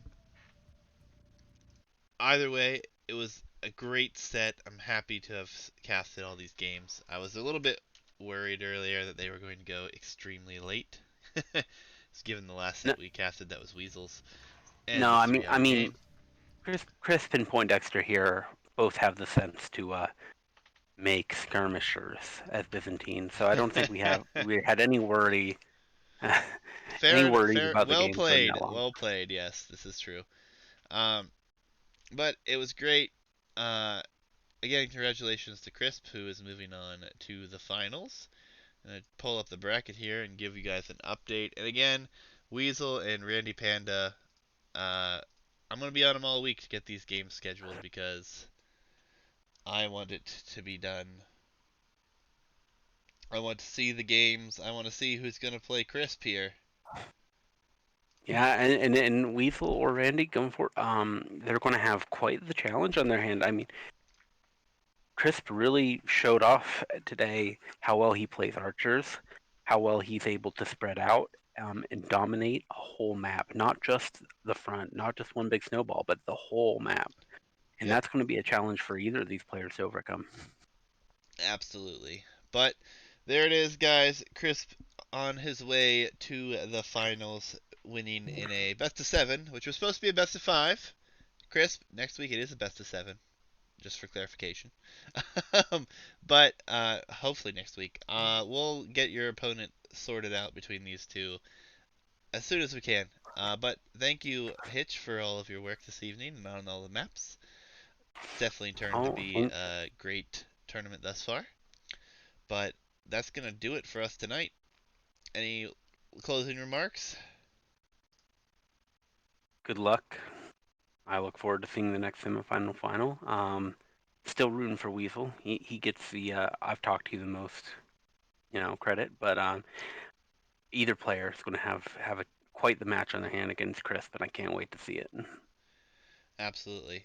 But thanks, guys. Enjoy. Have a good night. I'll update you in the Discord. If you're not in the Discord, links below when the next games come in. Have a good one. Later.